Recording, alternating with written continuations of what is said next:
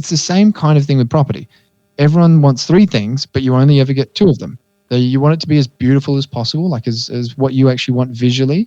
You want it to be as close to everything as you want as possible. And naturally, you want it to be as cheap as possible. No one walks into a property and goes, oh, I'm happy to pay another $500,000. Like, you want the best deal for yourself. But the thing is, again, you only ever realistically get two of them. If it's really, really beautiful, it's like it's big, it's absolutely everything you want, and it's really close to everything you want, it's probably not going to be that cheap.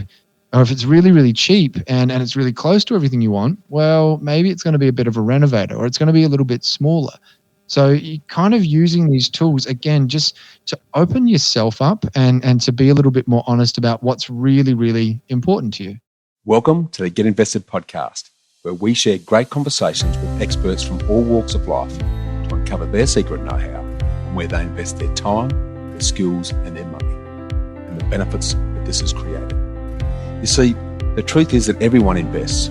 Every minute of every day, we're investing our time, our skills, our energy and our money in something. Some of us are investing consciously, some unconsciously, sometimes for good, sometimes for bad, and sometimes for no impact. Get Invested will help you to start living by design, not by default. I'm going to help you to make it happen, not let it happen. You'll hear the top tips on how you can live with conscious intent so that you can live more, work less, and leave a living legacy by investing now.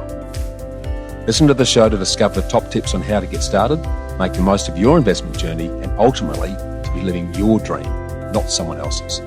More episodes can be found on iTunes or at bushymartin.com.au/get invested. Thanks for listening, and now let's get invested. Hi, freedom fighters. How do you successfully negotiate and secure a property in a hot market?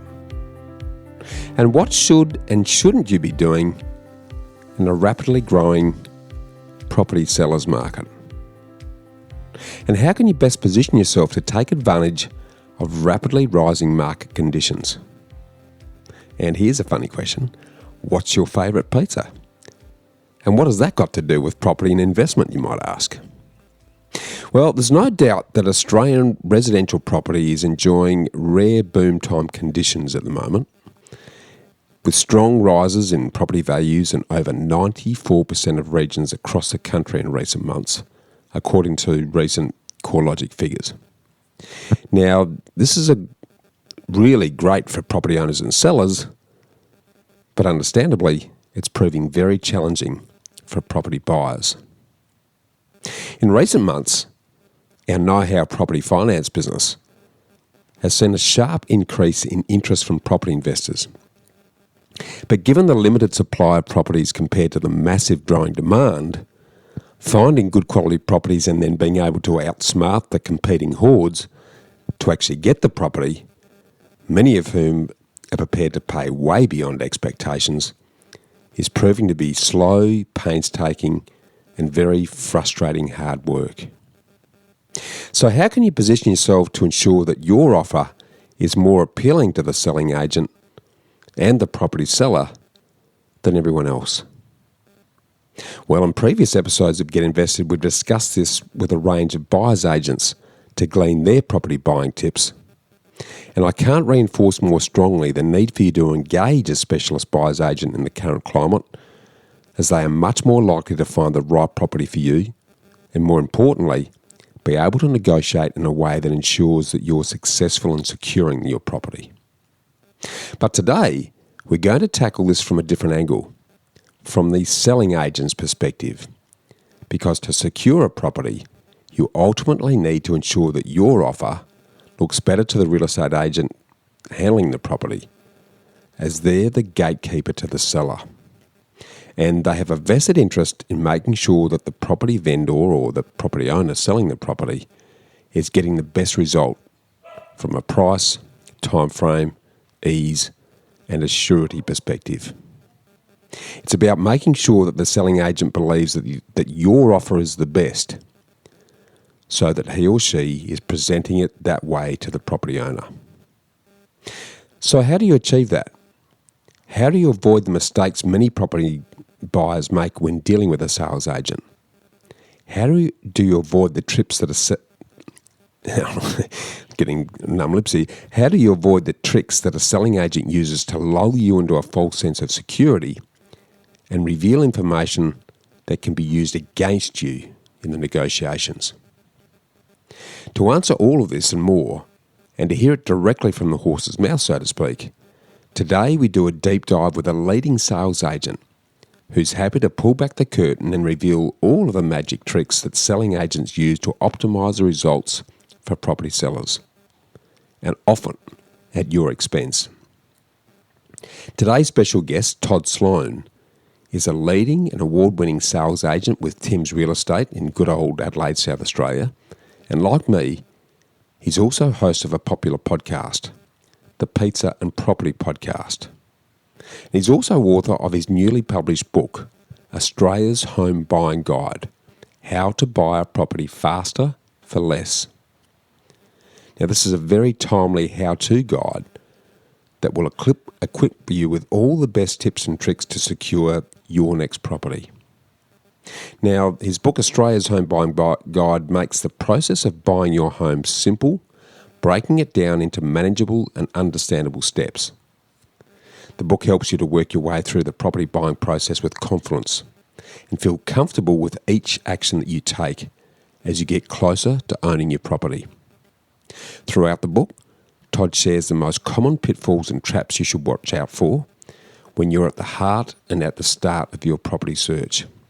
He takes you through how to find the right area for you and your family, the questions to ask the agent to give you a competitive edge, and how to notice a selling agent's tricks and potentially save stacks of cash.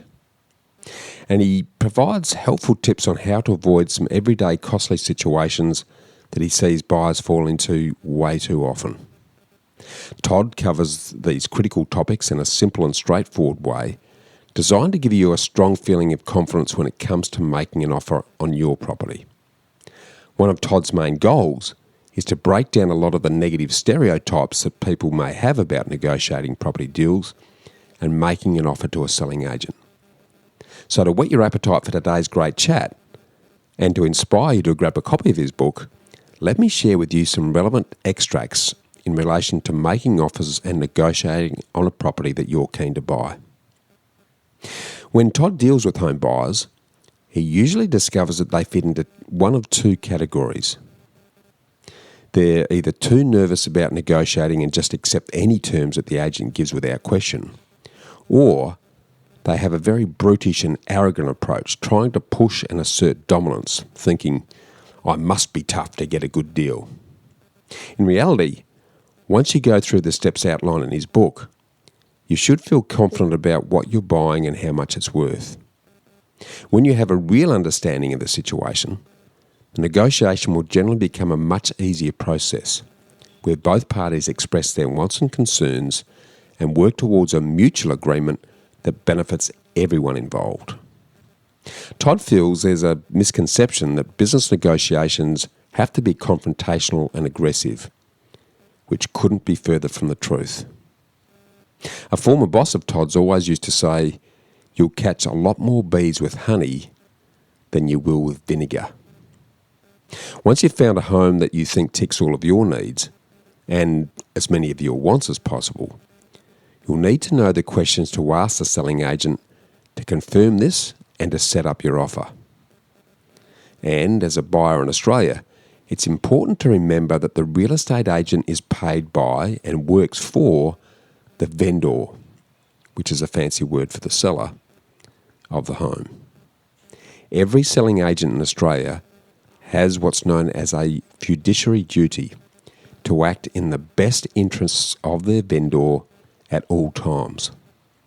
So while an agent should never lie to a buyer, and there are certain things that must be disclosed, the agent shouldn't say anything that may cause a buyer to pay less for the property or not want to buy the property at all. However, if you ask every agent the right questions at the right time, this will significantly increase your chances of discovering information that could help you to negotiate a better deal on the property. If you ask the right questions and pay attention to the details, This can be not only a fun experience, but very financially rewarding.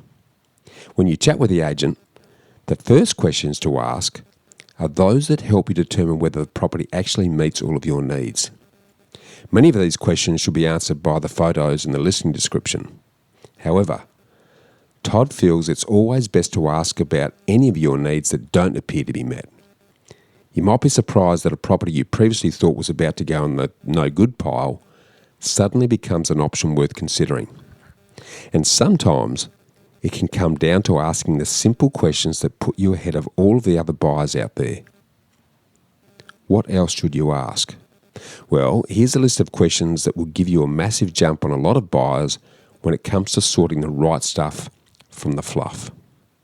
Firstly, has the property had termites? If yes, was there any structural damage? Are there any easements on the property? How long has the property been on the market? Why is the vendor selling? Has the property undergone any renovations recently? What kind of settlement period is the vendor looking for? How many offers do you have on the property? Have any major crimes been committed at the property? The main idea behind asking these questions is to find out what you can to use as leverage when you're negotiating your offer, and whether there's anything you need to know that may cost you a lot of money to fix. The more that you can find out about the vendor's situation and the integrity of the property, the better your chances of having some good negotiating points when it comes time to get the property for the best price. But don't give too much away because, of course, the agent will also ask you some questions. So what information shouldn't you be telling the agent at open homes? There generally is a delicate balance between information you should disclose and what you should keep to yourself. Once you have an understanding of the difference, it will put you way ahead of all the other buyers in the market. Let's make sure you avoid being a buyer who plays the information game too far in either direction though. Some weekends when Todd's running an open home, he'll meet a buyer who will tell him just about everything about their life before he's even had the chance to say, "Hi, I'm Todd. Thanks for coming to our open home." On the other extreme though, some buyers are afraid to say anything at all. They won't even tell him which areas they're interested in because they think he'll somehow use this information in some sort of Jedi mind trick into giving them all of their money for a property they don't even want. But when Todd is given absolutely no information from a buyer, it makes it just about impossible to service and assist them in finding the right home. It's like talking to a human brick wall. You can't help because you have no idea what they want. Then that same person that gives out zero information sometimes talks about having no luck finding the right house and complains that no agent ever seems to care or help. Giving the right amount of information to a selling agent can sometimes help you find a property that might not even make it to the market. Recently, Todd met with a seller and while walking through their property, he said, "I know just the right person for this place." It was a person who had come to a previous inspection of his and communicated their wants and needs, providing enough information that he knew immediately when he saw a home that would suit them. Long story short, he connected the deal off market and helped a thrilled seller avoid taking their property to market, and even an even happier buyer who was over the moon with securing a property that was on offer exclusively to them. Now, without knowing what the buyer was after, Todd wouldn't have even been able to connect the dots and lead everyone to a happy win-win situation. So there is a healthy balance between the two approaches, which is precisely what Todd's book makes sure you have when you're walking through an open home. So let's dig into it. Is there anything that you shouldn't tell a selling agent? There's this common misconception that you shouldn't say anything at all to the agent selling the property. While it's definitely good to keep a few cards close to your chest, it can sometimes work against you if you're completely shut off to any assistance from the selling agent. The real art is knowing what to say and what to keep to yourself. Here are a couple of responses and statements that Todd hears from buyers more frequently than you might think. Just tell me what I need to pay. Is that enough, or should I write down a higher offer? If they don't accept that, I could probably offer another 20 grand. Wow, this place is perfect. I'm not going to bother with another open. Now, any real estate agent would be thrilled to hear those comments, knowing that they can move this situation to their vendor's advantage and achieve a fantastic result for them. Todd highlights the importance of keeping your cool, even when you're incredibly excited and feel you may just have found the perfect property. If you show the selling agent too much enthusiasm for a property, you can guarantee it will be used against you in the negotiation. Now, there's nothing wrong with letting your interest be known. Just do your best to keep it cool and hold your poker face. So in a nutshell, try to attend about 12 open homes before buying your property so you have a clear understanding of what's in the market. Make sure you're asking the selling agent the right questions to gather as much information for your negotiation as possible. And finally, and possibly most importantly, don't tell the selling agent you're madly in love with the property, because it will be used against you if you do. Now let's turn to the pressure point of negotiating to win the property. As US President John F. Kennedy famously said, "Let us never negotiate out of fear, but let us never fear to negotiate." If you've arrived at the pointy end of the process, the risk is that you'll get too emotional. In a hot market, you may have been looking at homes for a long time and perhaps been missing out. If you've finally found your perfect property after months of inspections, you don't want to lose it at this stage. This is where Todd's book will help arm you with some tools of the trade that will improve your negotiating skills and increase your chances of getting your offer accepted. If this is your first time making an offer on a property, it might seem a little scary and you'll probably doubt yourself. That little voice running through your mind might sound something like this. Oh, did I offer too much money for the property? Did I not offer enough money? What if I lose it?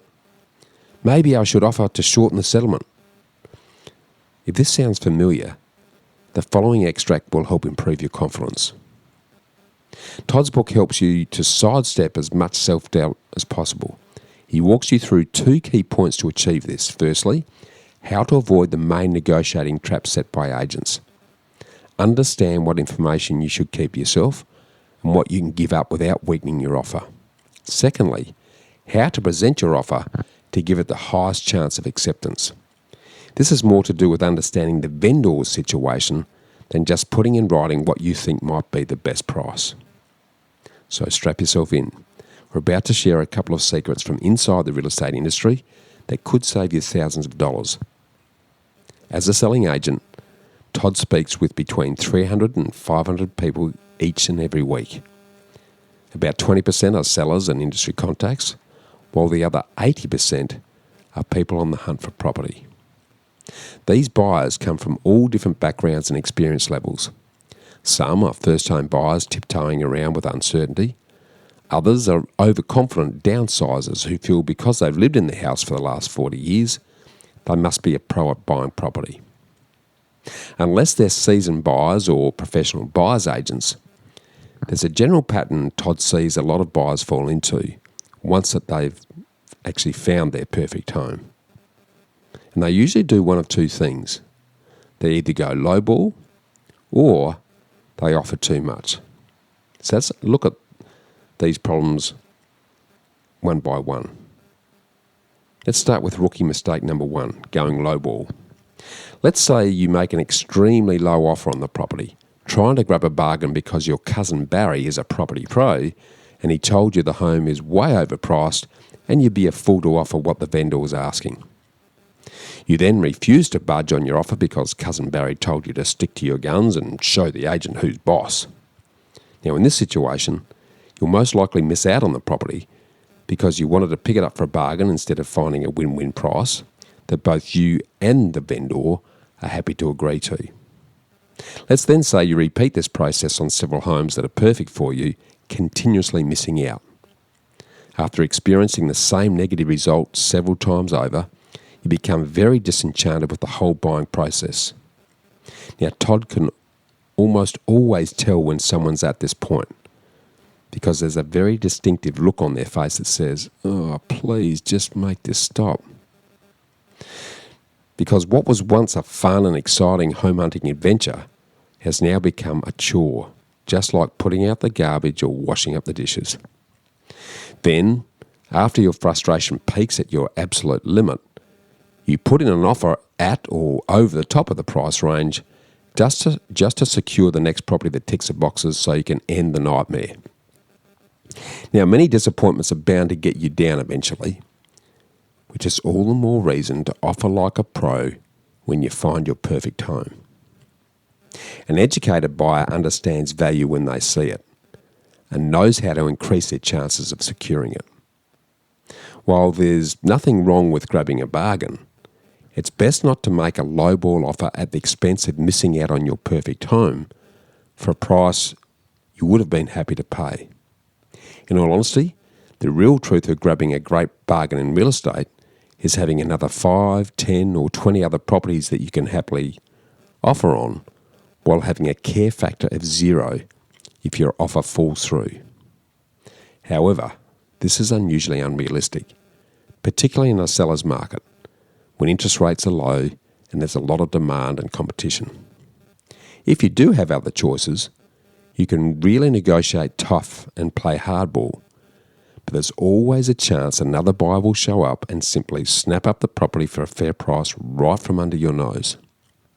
Now, no matter how accomplished your negotiation skills are, you have no control over that. Even if you're the best negotiator in the world, you can't stop other people coming to the property with a great offer and snapping up the deal right there on the spot. So let's now turn to rookie mistake number 2, offering too much. Because on the other hand, offering at or above the top end is great for the seller and may sometimes be necessary if competition becomes too intense. However, it's still the other extreme of making offers and should be avoided if possible. So let's look at making an attractive offer. Over the course of your search for the right home, you're bound to come across different types of offer form methods for all different agencies. And the most important thing is that you ask the agent, how are you taking offers? And just a little side note, if an agent ever asks you to put your offer straight onto a contract, there's no need to panic.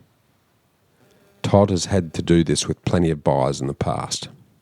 However, if you're feeling more than those normal house-buying butterflies in your tummy, don't be afraid to say to the agent, "Sure, we can meet up tonight at 6 p.m.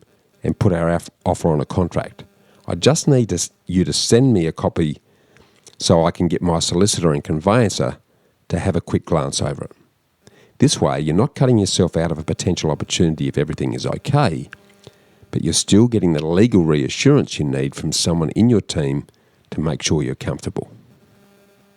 Now, let's have a look at the subject to offers. The subject to section is where you outline any specific actions or requirements that need to be completed before the offer can become unconditional.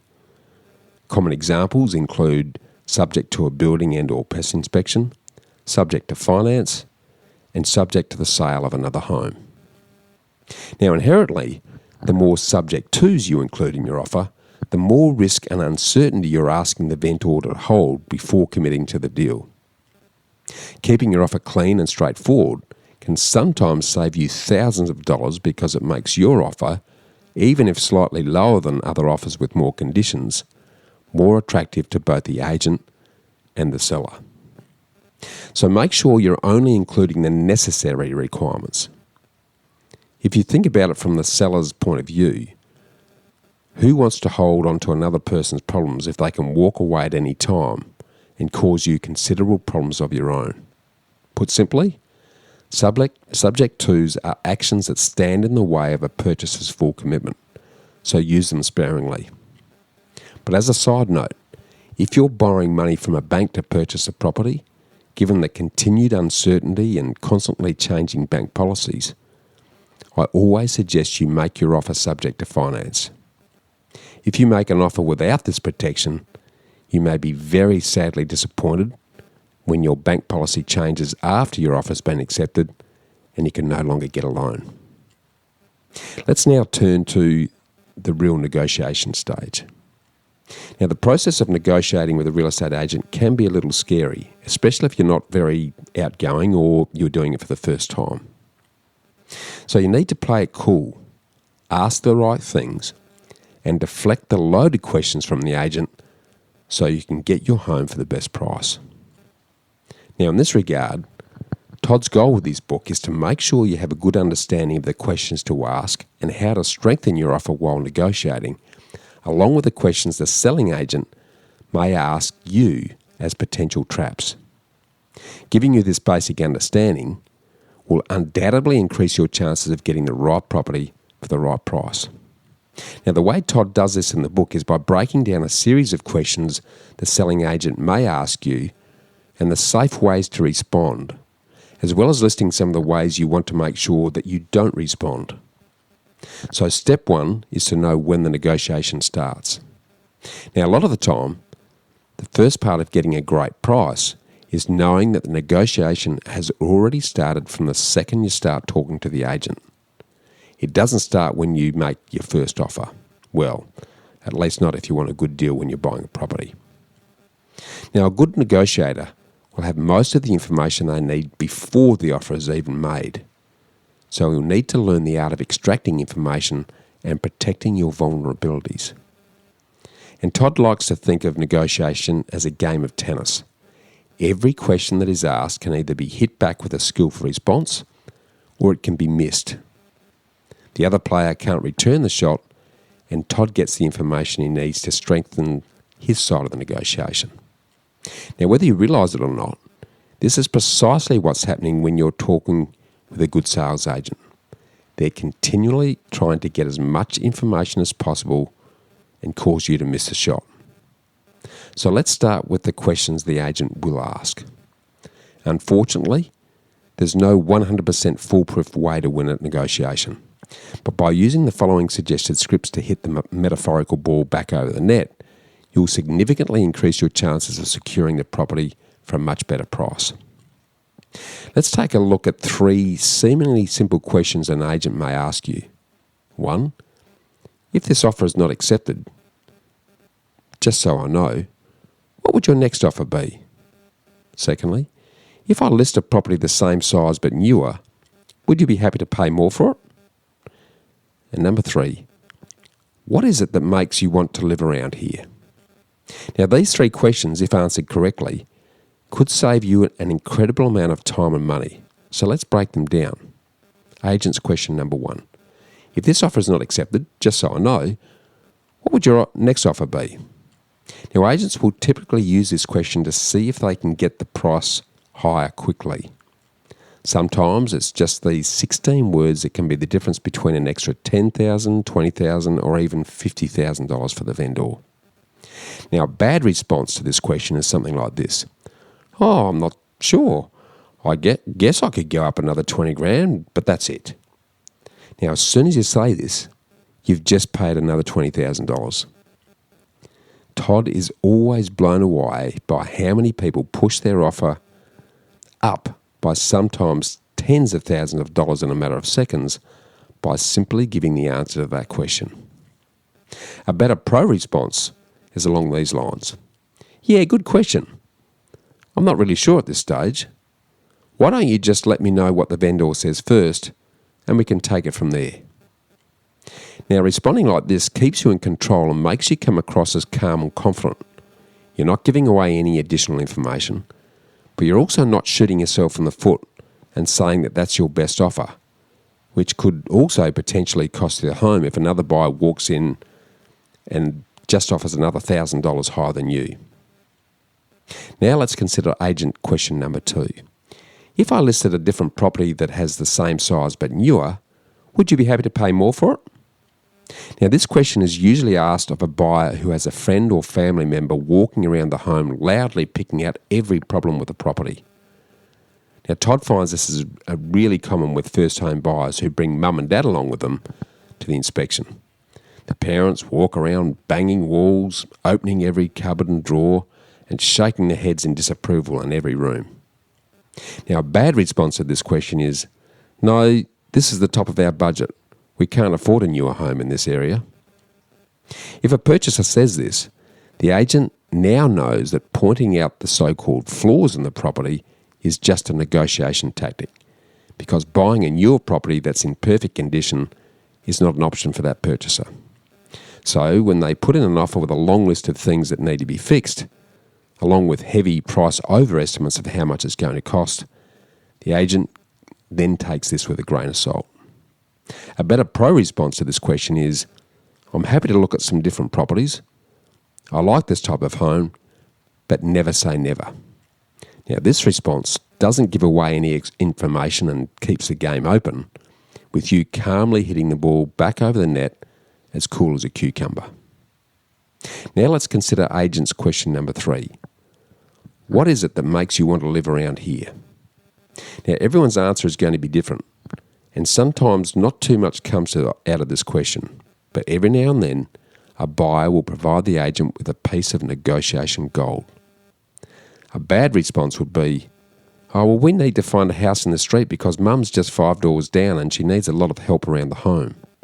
Or, the swimming centre's only just down the road and our little David's going to be the next Michael Phelps. Now, it can help the agent massively if you give a specific definition as to why a property is important to you. Because if, later on in the negotiation, you then start using another property that's on the market to justify a low offer, the agent can respond that the other home isn't close to Mum or the pool or whatever else is really important to you. So a better pro response sounds like this. I just really like the area. It seems like a lovely place to live or invest. Now, responding like this shows you're genuinely interested in the area and possibly the home, but you're keeping your cards close to your chest without ignoring the question. Now let's flip the tables and consider what questions to ask the agent. Now that you have a basic understanding of how to sidestep some loaded questions from the agent, it's time to start strengthening your return shot. Todd gives you a set of questions to ask the selling agent that will help you to get the information that you need so you can put together a much more powerful and attractive offer.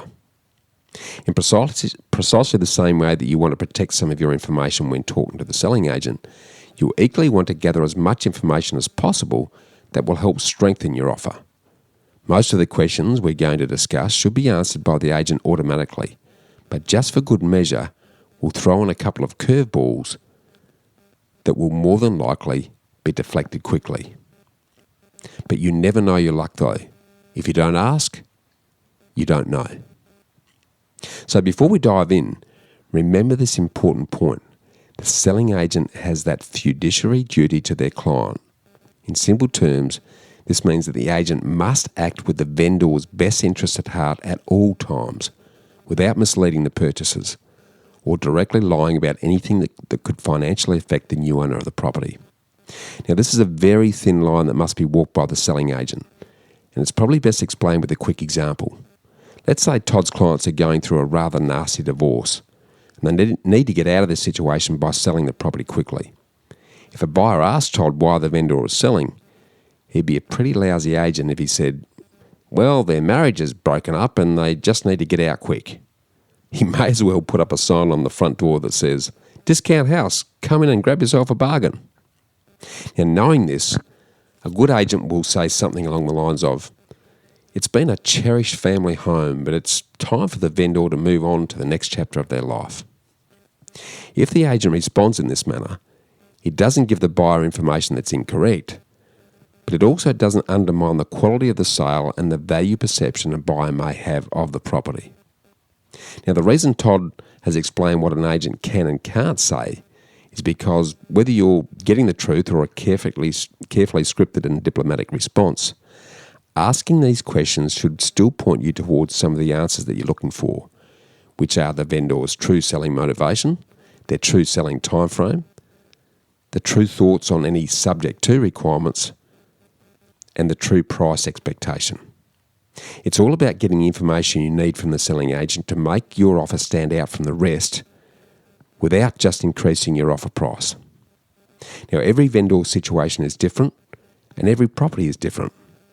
This is why it's crucial to ask these questions first and understand the vendor's situation so you can tailor your offer specifically to what they want.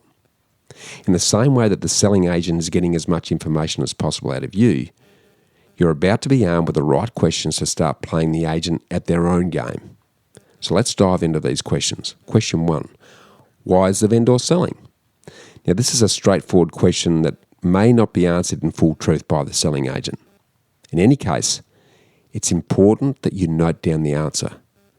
Your reason for getting this information is to try to obtain a closer view of the vendor's true selling timeframe and their motivation for selling. Question 2. Is the vendor after a short or a long settlement period? Asking this question will give the agent a chance to provide you with the vendor's true selling timeframe. Now, this is very valuable information for you to have because you might learn that the vendor hasn't yet found their next home and would rather have a longer settlement, which, if it suits you, you can then include in your offer. Question 3. Did the vendor do any work to the home before putting it on the market? Now, if a lot of work has been carried out at the property just before selling, this suggests that the vendor is putting their best foot forward to achieve the highest price for the property. Therefore, the selling time frame may not be as important as the price to them. Question 4. How long has the vendor owned the property? Now, the answer to this question will help you determine whether the property is likely to have a high emotional attachment for the vendor. If it's been a loved family home for 30 years, you might have the opportunity to communicate that you wish to live in the property long term and keep the rooms filled with happy family memories. Question 5. Has the property been an investment or is it owner occupied? If it's an investment property that doesn't currently have a tenant in it, this is a massive indication that the vendor might have a very keen focus on a quick sale. So putting forward an offer with the shortest settlement period possible may even be accepted over a slightly higher offer with a longer settlement. Question 6. How long has the property been on the market? It will entirely depend on the market you're looking in as to what time frame is considered long. If your chosen area is rural, it might be common for a property to sit on the market for 6 months or more. So if the property's been on the market for 2 months, then that's not a big deal. But if you're in a metro hotspot where properties are only lasting for a matter of weeks or even days before they're snapped up, and the property has been for sale for 2 months, chances are the vendor might be open to more flexible settlement terms. In many cases, though, it could be that the vendor is holding out for a higher, possibly unrealistic price. Question 7. What's the lowest price the vendor is willing to accept? Now, if the agent has any skill or respect for the vendor, they're not likely to tell you that figure. However, just like any profession, there are some agents who don't understand or don't care. And if you're speaking with one of them, you may be able to get yourself some very valuable information to use in your offer. Question 8. Apart from the full asking price, what would the perfect offer look like to the vendor? Not only will this hopefully provide you with useful information you can use when tailoring your offer, but it also shows the agent that you're human. Because it's easy to forget that when you're buying a property, there are real, living, breathing people on the other side of the transaction. Keeping this in mind can work as much for you as it can for them to help you appeal and connect to a vendor on an emotional level. So to summarise all of this in a nutshell, your job when buying a property is to try to obtain as much information from the selling agent as possible to strengthen your offer, while hitting back any loaded questions with a cool and calm answer that doesn't give away anything that could be used against you. Now, consider your subject twos in your offer very carefully. Find out the vendor's true motivations if you can by asking those questions. And remember that the vendor is a living, breathing, and probably lovely person, because this will give you a much better chance of securing the property. And create an offer that gives the vendor what they want while also getting you what you want. And it's not all just about price. So this is just a taste of what you'll gain from Todd's book. And if you want to learn more about negotiating the best deal on your property purchase, have a listen to episode 75 of Todd's popular pizza and property podcast, which is called Negotiating Steps to Win the Deal with Scott Aggett. Now, this episode goes through many little tricks and tips that could make a massive difference on your property purchase. So as you've heard, Todd's book is a great place to start if you're looking to arm yourself before buying a property, so make sure you grab yourself a copy. And along with learning a treasure trove full of property buying tips in our discussion today, the underlying takeaway from Todd's own life journey to date is his incredible resilience and fearless ability to take on big challenges and obstacles and to see them through regardless of the difficulty. He has an innate passion, patience and persistence fused with a limitless approach that are the defining qualities of successful people in all spheres. Now, in our enlightening conversation today, we answer all of your burning property questions that include why buyers need to be careful of advice from their family and friends, how do you choose the right property. He covers 2 different buying methods of narrowing down property options that can help you to narrow down the object of your search based on wants, needs and wants, and his beautiful, close and cheap approach. They're really interesting, so look out for those. We cover how you negotiate to win a property in more detail. We talk about the current selling campaign trend of best offer buy or expressions of interest, and how buyers need to best position themselves with this type of selling campaign. Todd dives into how you can notice and avoid a seller's agent's tricks. He gives you a rundown on what he's learned and what are his biggest tips, takeaways and learnings from talking to the best and the brightest in all things property from hosting his Pizza and Property podcast. He breaks down his own property investment strategy and portfolio. He gives us a rundown on the Adelaide market and where it's heading. And he even shares what's his favourite pizza. Now, this is a great conversation based around his great new book. And Todd has generously offered a free copy of Australia's Home Buyer's Guide to the lucky Get Invested listener who emails me at bushy@knowhowproperty.com.au with what Todd and I consider to be the best answer to this question. What is the best negotiating technique that you've ever heard to buy a property? Let me repeat that question. What's the best negotiating technique that you've ever heard to buy a property? Just put Get Invested in the subject head of the email and shoot it through, and you could be the lucky winner of that book. Now, there's no doubt that today's conversation is going to inspire you to go to the next level in your property investment. So no matter where you're at, whether you're a beginner or a seasoned investor that's struggling with your portfolio, I'd like to invite you to join me personally on our unique Know-How Property Freedom Flight program, where I'll personally and live guide you through my proven process for property investment success. To book your ticket or to find out more, just go to knowhowproperty.com.au/freedom fighters or click the link in the show notes. And if you want to hear more from Todd along with all of Australia's leading property investors and independent professionals, join me and the other 120,000 plus regular listeners every week as I now anchor the country's most popular and longest running property show, Realty Talk.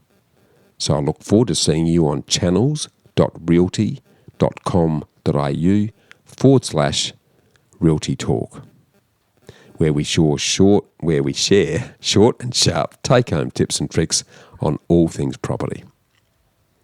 Now, it's time for you to sharpen your property buying and property investment skills by enjoying this informative, entertaining, and awesome chat with Todd Sloan.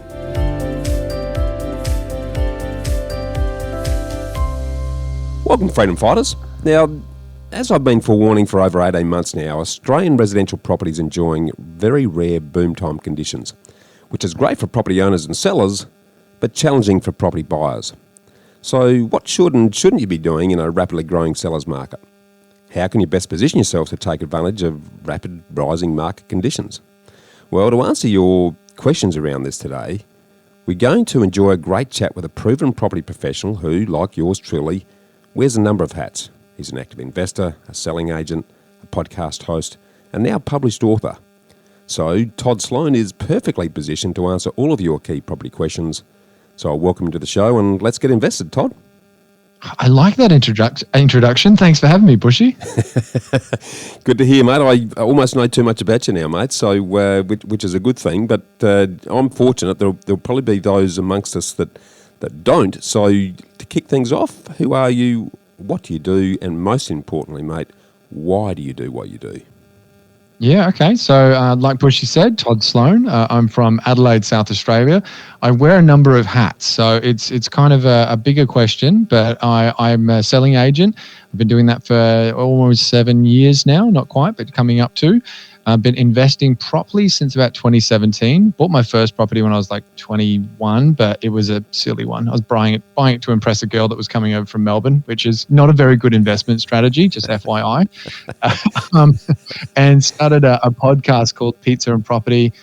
Started originally with a friend about almost 2 years ago. And unfortunately, he couldn't stick around for a few reasons. But yeah, been hosting that for a while and now got the book out, Australia's Home Buyer's Guide. So I think that's a bit of what I'm doing at the moment. Sums it up beautifully. But the big missing piece there is, why do you do what you do, mate? So this is a good question. And I've tried stripping this back several times. And I think it always comes back to my Auntie Rosie is probably one of my biggest influences in my life. And she wasn't the influence until she actually died. And when I was sitting at her funeral, all of these things in her eulogy came out and they were just incredible. Like she was in the Dresden bombing and she held a blind woman's baby in knee-deep mud for 3 days straight during the bombing. Like they escaped concentration camps. When she came to Australia, she was a property investor and she did really, really well. She was a naturopath. She used to be on the Bert Newton morning show. She was originally like a dress designer, like all of these amazing things. And I was just sitting there going, oh my God, I had no idea. And there was this little part of me and would have been 19, I reckon, when this happened, that just thought like, I want that kind of eulogy. I want someone to be able to listen to this, my grandkid, my something, just someone that doesn't even maybe know me, to just listen to that story and be like, holy crap, that's amazing. And I just think that's a brilliant way to live your life, is to paint the most amazing picture you can and write the best eulogy along the way. So I think that's my why. Again, I've deep dived into this from a few different directions and sounds about right.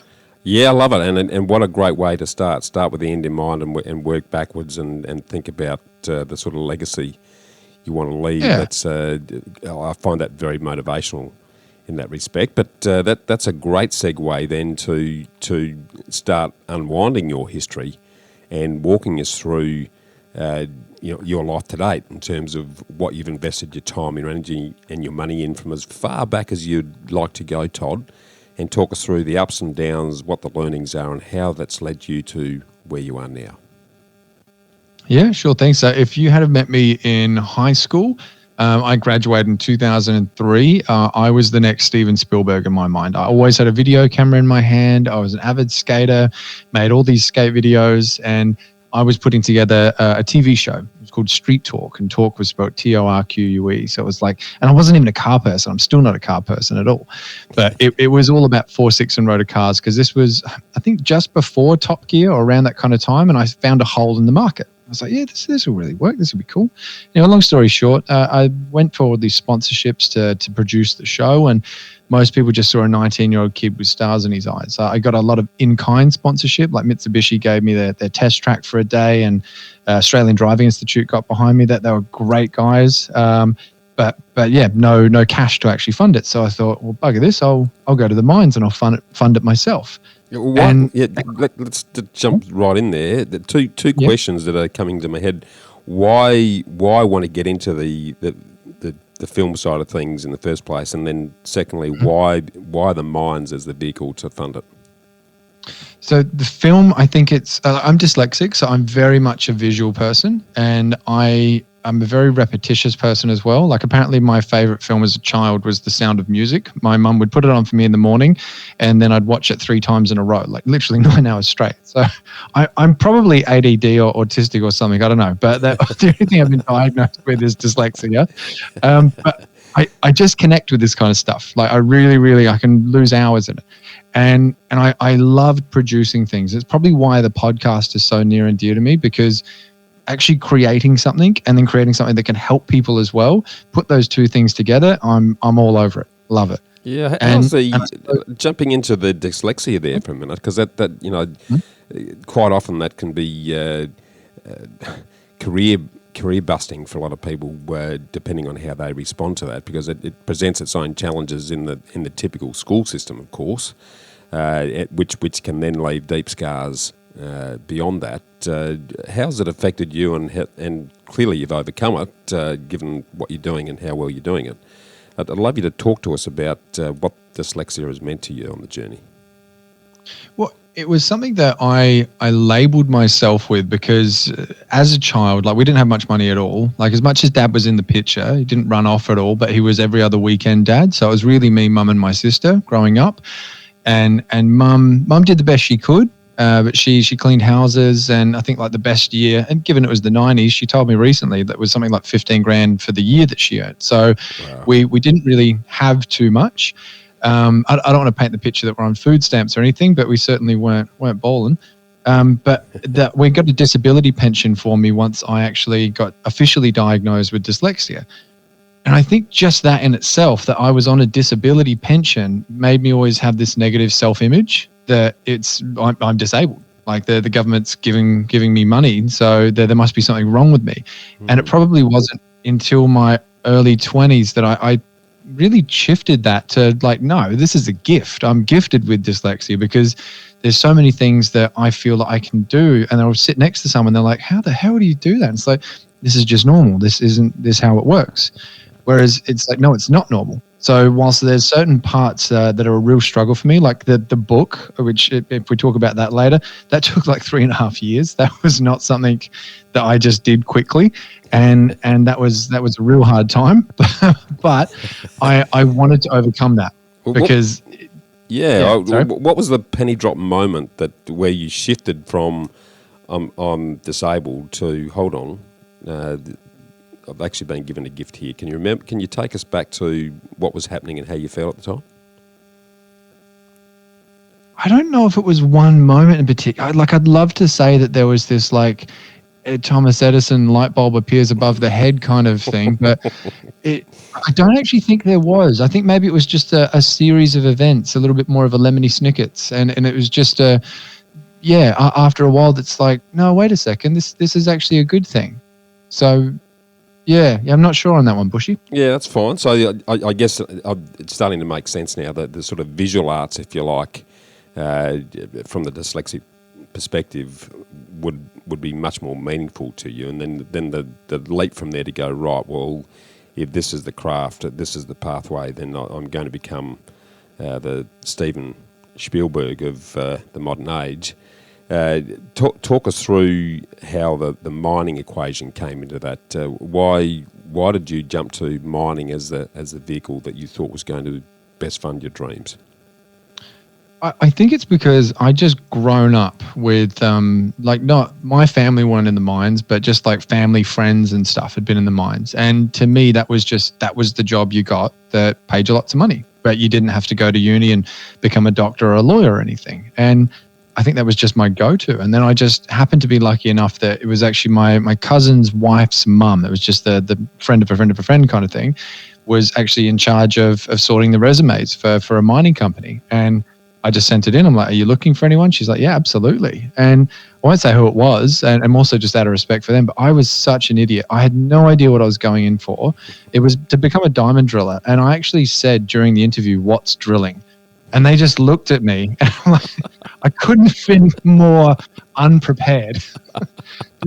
They still gave me the job because they were just so desperate for anyone. And just in case, if anyone's listening to this right now and they're wanting to get into the mines, I'll give you the hot tip. What they really care about is that you can actually put up with the roster. Not the work, but most people quit because they can't handle 2 and 1 or 4 and 2 or that kind of stuff. Yeah. But yeah, so I went there just because in my mind, that's how you made money. And then I remember reading, it was actually one of my first books was Donald Trump 101. This is when he was a property developer, not what he is today. And and reading it and thinking it was actually kind of interesting to hear the parallels between like his life of, he wanted to be a movie producer and wanted to be in film, but then he ended up really gravitating towards real estate. And one of the things I really learned from it was, in film, it felt like, this is all pre-YouTube and everything, you either ate beans on toast for the rest of your life or you made it smashingly huge. Yeah. And I didn't like that risk. I thought, no, where's somewhere in the middle? And so then I actually got Steve McKnight's book, 0 to 260 Properties in 7 years, and really found myself getting a lot more interested down the real estate path. Okay, so you're on the mines at night time, because my brother's still in it. He's been in that game for decades now, and it's pretty grueling. Mm-hmm. Yeah, grueling routine that you're talking about, but even day to day, the 12-hour days. Given you dyslexia, what prompted you to pick up books and start reading around these subjects? It was mainly because everyone told me that you'll go up there and you'll drink the money away, because everyone goes and just drinks after work. So I was like, nah, not going to do that. I did probably smoke too much. I used to be a horrifically heavy smoker. I'd smoke about 50 cigarettes a day. But I would put myself in my camp room and just lock myself away from everyone. And I'd just sit there and chain smoke cigarettes and read books on real estate, because I was determined not to waste all this money. And why property though? Was it purely the Donald Trump linkage that went, oh, okay, might look into property, or were there other influences that led you down that path rather than shares, equities, crypto, you name it?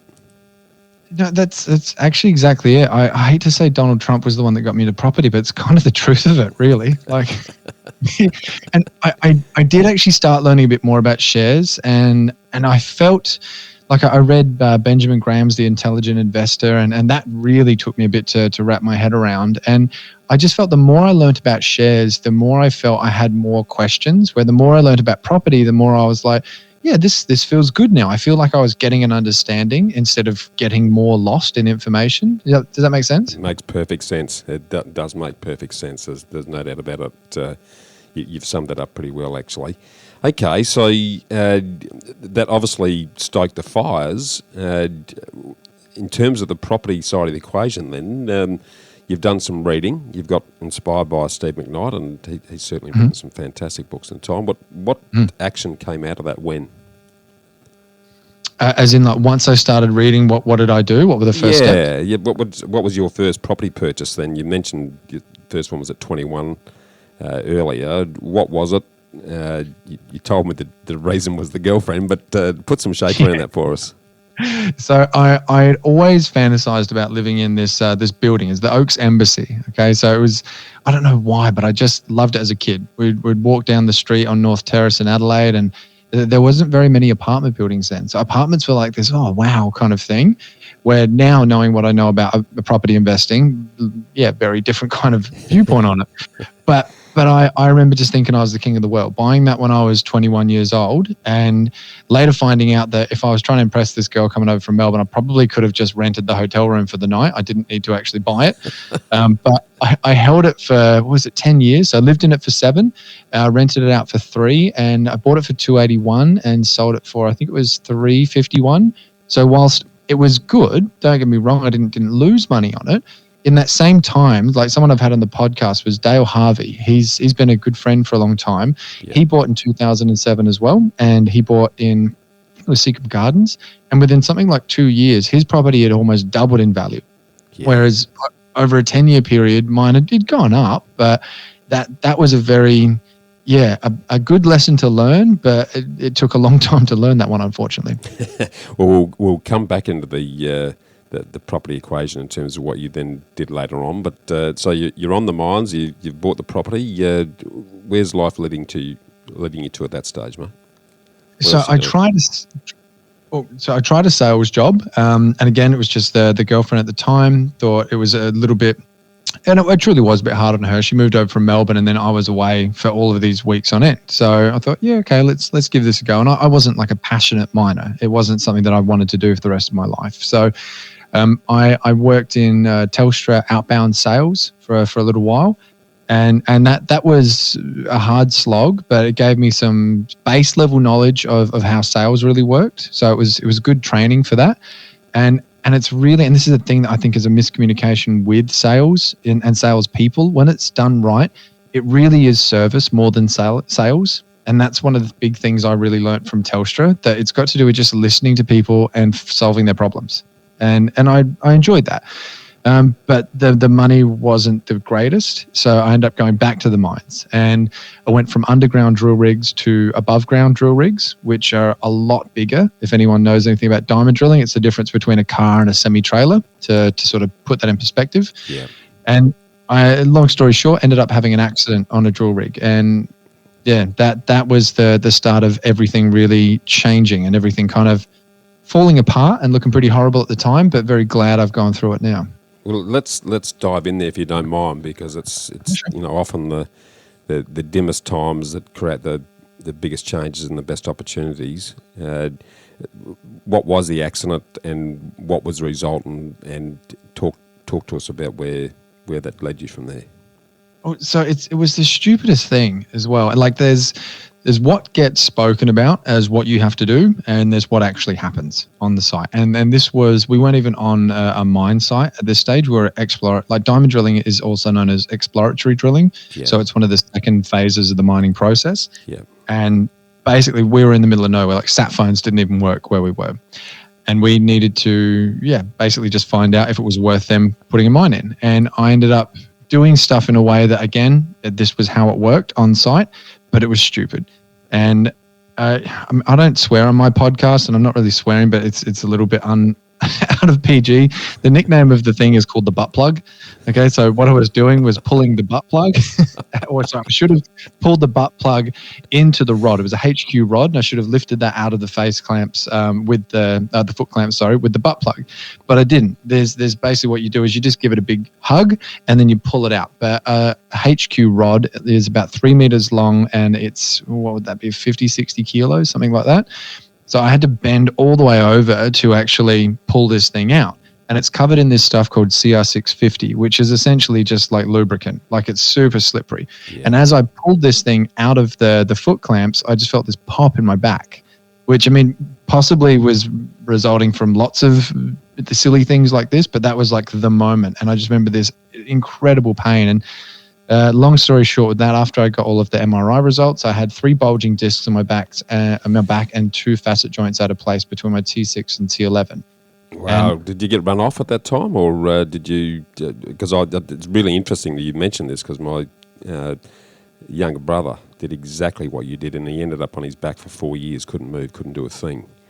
So took it, and he still has issues with his back. It took him a long time to recover from that. What impact did that have on you? I would imagine that would be pretty meaningful at that time.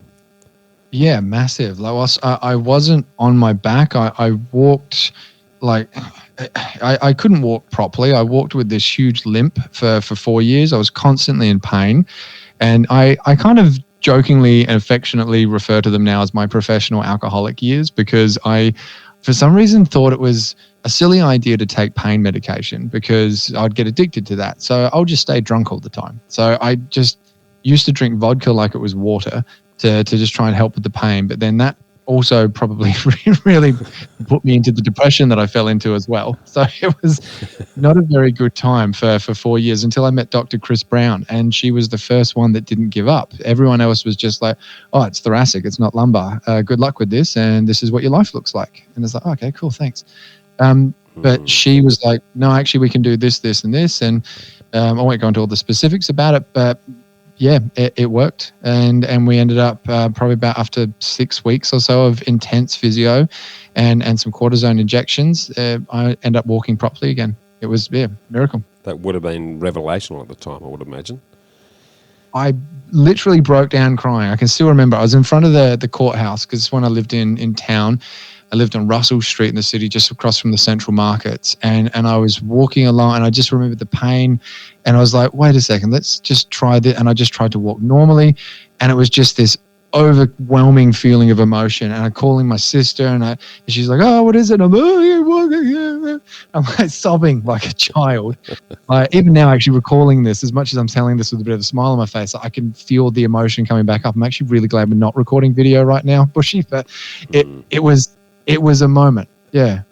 So, given that revelation would have been like a new lease of life, what happened from there? Well, from there, I put a crazy idea that I had for years just on the It's Happening list. And it was years and years ago. Me and my friend Richard and Justin, we thought it would be funny one night, I don't know why, but to walk the Southern Expressway. And we each got a bottle of Southern Comfort. And because it was the most alcohol we felt we could carry and drink straight without like carrying a carton of beer. And we again, thought it was a great idea at the time. And after about 10 Ks of walking, we're all like, wow, I don't think we've ever walked this far. Like, we weren't footy kids. We weren't the fitness boys. So we started chatting about, what else could we do? Like, maybe we could walk to town, or maybe what if you walked to Port Pirie? And I can't remember who actually said it, but one of us said, what about if you walked to Melbourne? And I don't know why, but that always stuck with me. And I'd thought about this so many times. And naturally, because walking was something that was, I don't want to say taken away, but it wasn't on the menu for 4 years. As soon as I could do that, that was just my first thought. I was like, I'm bloody walking to Melbourne. And I went home. I started researching how to do it. I found this young lady called Eliza Bartlett, who's just a superstar. Asked her to have coffee to pick her brains. We did that. And I picked a logo and a date. I find those are the things that I need. A logo makes things real for me visually, and a date is a deadline I needed to work to. So I was like, that's it, November the 3rd, I'm walking to Melbourne. And I called it Million Steps to Melbourne because I worked out people on average take something like 1,300 steps per kilometre, and it was just under 800 kilometres. And so that equated to roughly 1 million steps to Melbourne. That's quite amazing, mate. That is absolutely amazing. Wanted to come up with that plan, to follow it through. Talk to us about how it went. So the first couple of days, first day is pretty easy. That's just normal sort of, my feet hurt. Everyone could go through that. And I was walking between 40 and 50 Ks each day. And then on day number 3, that's when your body starts to go like, nah, you should probably stop now. And you've got to start mentally pushing past everything. But it probably wasn't until I had that, I had a bit of an incident with my calf. I got diagnosed with a compartment syndrome, and that wasn't very good. Long story short with that, I needed I had one of those knee braces on all day. Actually, I don't know if I can long story short this. Can I just tell the story? Tell the story, mate. Tell the story. Okay. All right. So I was in Keith. I just had all of my blisters. Like they needed to scrape all of the skin off. Basically, the skin starts peeling off your feet at this stage. And so the doctors peeled off all that stuff, and then they scrape off of the raw skin, which is probably one of the horriblest feelings I've ever had in my life. But to make sure that it doesn't get infected. So I've got all of these like disgusting blisters on my feet. And I wake up in the morning, I'm like, oh, my knee hurts a little bit. So I just put a post on Facebook saying, hey guys, anyone traveling between Melbourne and Adelaide, if you could pick up a knee brace, that'd be really, I'd really appreciate that, because all of the chemists and everything was shut in Keith. It was a Sunday. Yeah. And as fate would have it, I think it was actually one of my dad's mates. He was driving back from Ballarat, and they're like, sure, not a problem. Happy to help. Love what you're doing. And they dropped it off, and I wore it all day. And then now it didn't say anywhere on the packaging not to wear it all day. But apparently when I got to Conniva, which, fun fact, Conniva Roadhouse, if you're ever driving through, world's best hot chips. They're amazing. I'm a Tabiara boy, mate. I'd spend all my school days in Bordertown, so I know that neck of the woods extremely well. You would do, wouldn't you? And you're right, they make great chips at the Conniva Roadhouse. They do. And I love it as well because it goes back to helping the community. Like, it's a non-for-profit thing, so they're great people there. Yeah. But anyway, I'm rabbit holing us. Sorry. So I took this thing off of my knee, and I went to stand up, and I just couldn't. It was just this intense pain. And you got to remember as well, when you're doing something like this, your pain threshold naturally increases. So the fact that I couldn't even stand after getting raw skin scraped off of my feet, it was like, I thought, okay, this is really bad. I need to do something about this. So we went to the doctor at Neil. He started doing ultrasound on my calves, and did actually find out that I had an extra calf muscle, which is just Todd's on facts. I've got more of them. But also said you've got acute compartment syndrome. Actually, was it acute or just compartment? Either way, compartment syndrome. And I was like, okay, cool. Thanks, doc. I'll keep walking. He's like, no, you don't understand. Like if you keep walking, what we're going to need to do is we're going to need to make incisions down your calf to actually allow the pressure to release from it. I'm like, okay, that doesn't sound good, but the risk I'm willing to take.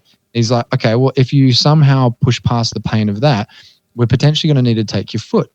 I was like, okay, you got my attention now.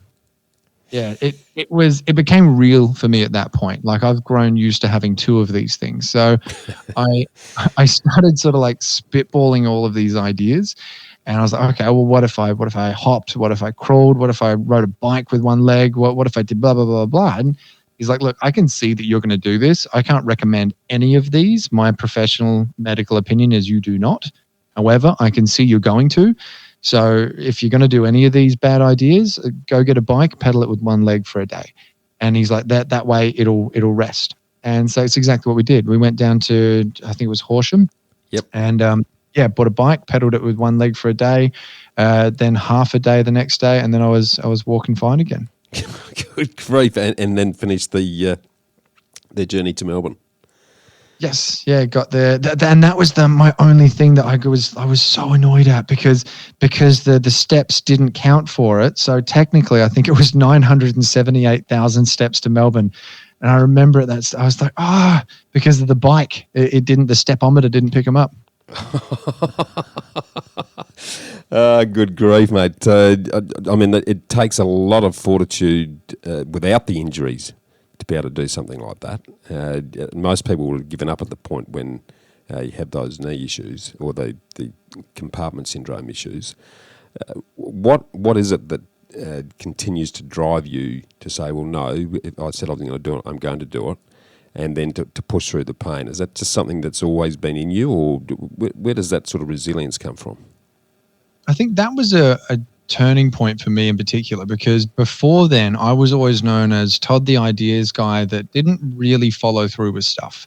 I'd sit down, I'd come up with the wonderful, this is the thing, whatever it was, and then I'd be like, yep, cool, all right, job's done, and never actually create it and make it happen. And that was like a turning point for me, because I was like 26 then, so this is like 10 years ago or 9 years ago, something like that. And I was just like, no, this is happening. I don't care. Like I genuinely, if he said you can crawl, I would crawl. Like it was just this. I want to kill off that part of me that didn't follow through with things. That was probably the big driver. So that was a personal challenge to yourself. You wanted to prove to yourself and therefore to demonstrate to others that I'm the make it happen guy, not the I'm going to talk about it guy. Yeah, absolutely. Like the actually creating something that made a difference for charity is something that really sits very close next to that. But realistically, I would have raised the money anyway. Like people then, if that hadn't have happened, like I already raised, I think $5,000 at that point. It's like I could have stopped and still done something wonderful for charity, but I wouldn't have been completing the thing for myself. And then if I didn't complete that, I probably wouldn't have done the ride. Like that's something that after you do something. Let's jump straight to the ride. So talk us through the ride. How did that one come about, and what were some of the challenges in that horrendous distance that you covered there, mate? Put some colour around that for us. That was, to be frank about it, that was stupid on my part, because I'm not a cyclist, and I was just I think doing the walk gave me a false sense of confidence. That's just like I can do anything, which is great. Like seriously, if you've got any self-doubt, the number one takeaway I could probably give anyone is go and do something you think is impossible.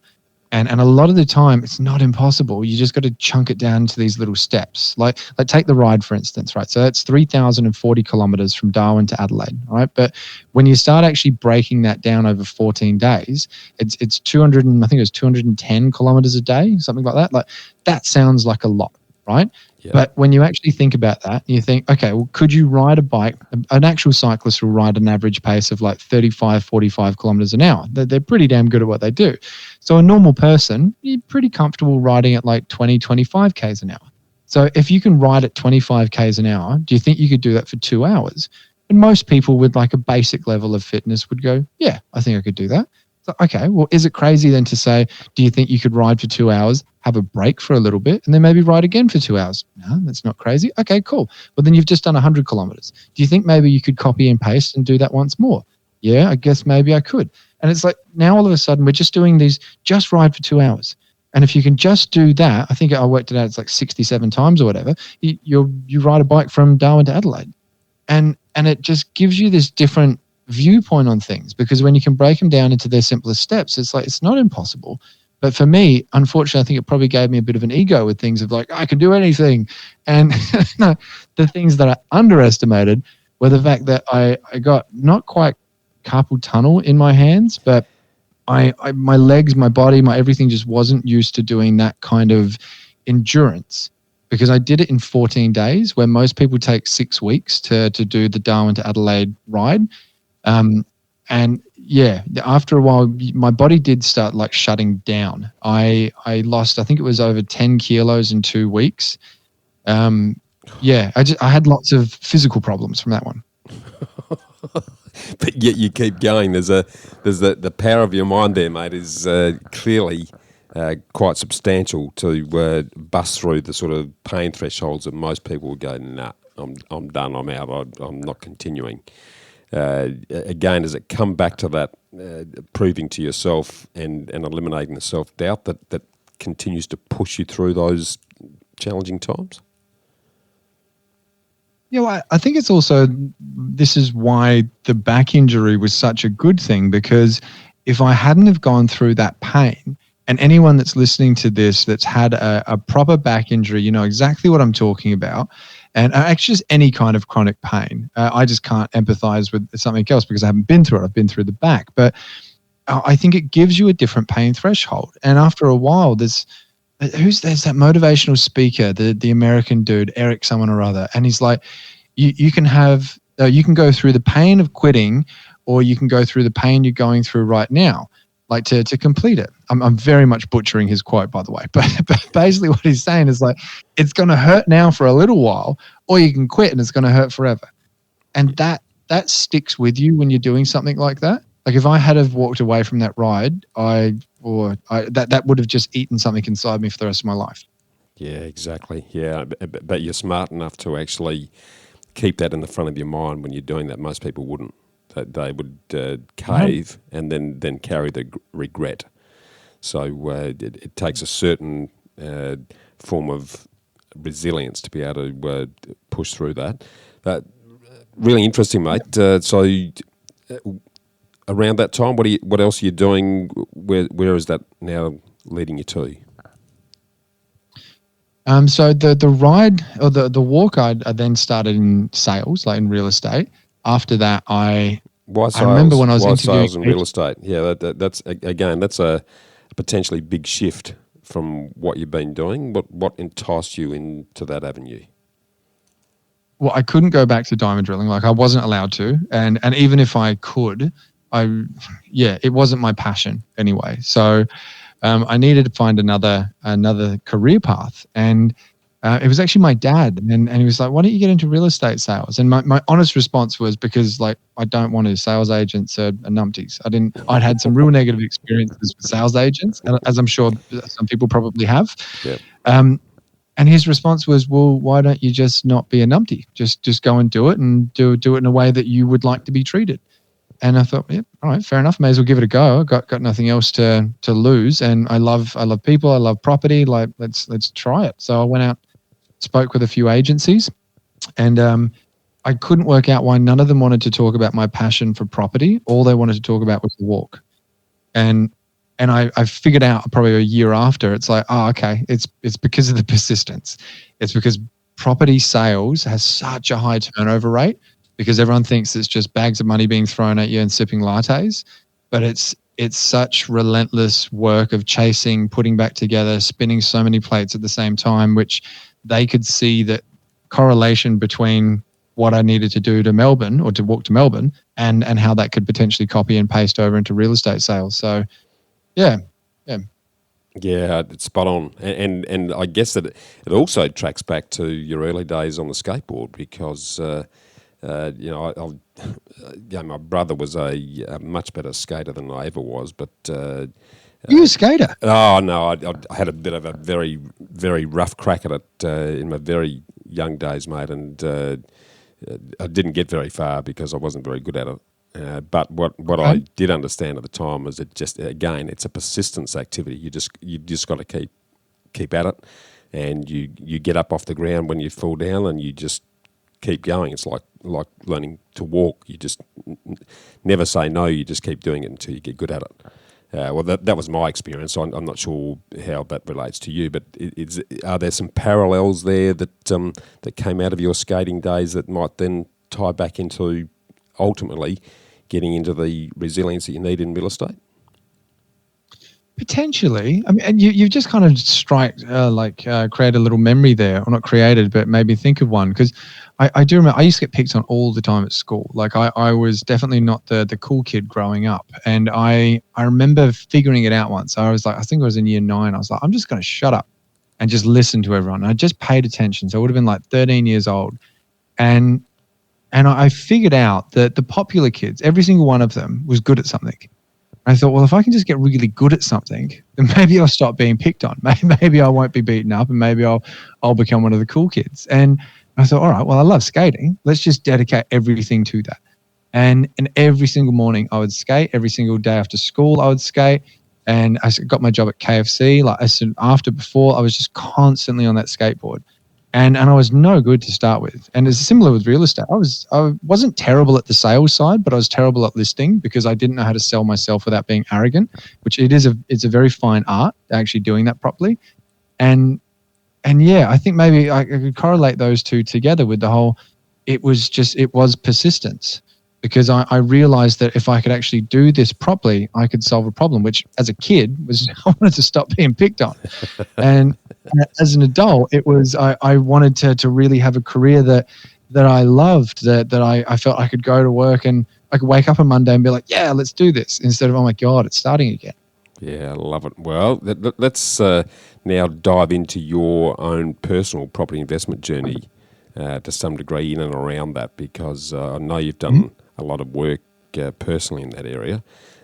You've talked to us about that first property, the apartment of the Oaks. Let's talk beyond that then into what you've delved into in the property arena personally. How that's went. What does that look like? What have you done, and where is that at? Yeah, sure. So the first one at the Oaks, I bought that in 2007, sold it in 2016. So after I paid a few things back, like I basically, how do I say it? When you drink that much, you spend a lot of money. So those years of my 20s were not very good financially, but they were a lot of fun, but not very good financially. So I thought I've got to straighten this ship up. So I now refer to them as my sacrifice years, where in my early 30s, I just moved back in with the parents. I was like, this isn't the coolest thing to do, but if this is what it takes, I should have done this when I was younger. So I ended up buying a property it's actually in Port Pirie, so regional South Australia, and I just wanted something that I could add value to. So I found this project. It was $62,000 I ended up getting it for. Long story short with it, spent about, I think it was about 30 on it, got it revalued for 125, rents out for 220, 230 a week. So it was positively geared, and it gave me enough money to then buy the next one, because that's what I'd really learned at that stage is if you don't buy in an area where you're going to actually have capital growth, manufacture it. So I thought, well, I don't want to wait. I'm a bit impatient. So I thought, let's manufacture this. And yeah, so that was probably my first actual deal. That was why I was doing it. There was no impressing a girl on that one. It was just, I want to make money. Yeah, and so you're looking at quick cash really deals using that Steve McKnight terminology. You were going to affordable areas and not spending a lot of money, doing some facelift work, which uplifted the value considerably. And then because it was such low price and good rental, it was giving you a positive cash flow. So makes perfect sense.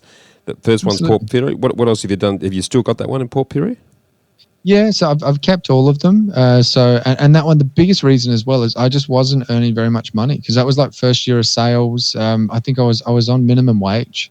So you're trying to get a mortgage when you're on like 38 grand a year or whatever I was earning. It's a bit tough, but you try and get a mortgage for 60 grand on 38 a year. Well, then, yeah, they're pretty favorable for those kinds of mortgages. Yeah. So Yeah. I then bought one, it's actually in Murray Bridge, a very similar kind of story. So I bought that for 110. End up spending 9 on that, getting it revalued for 165. Unfortunately, that was with an ex. Didn't go so well, so didn't really get a huge profit out of that because paid her half out.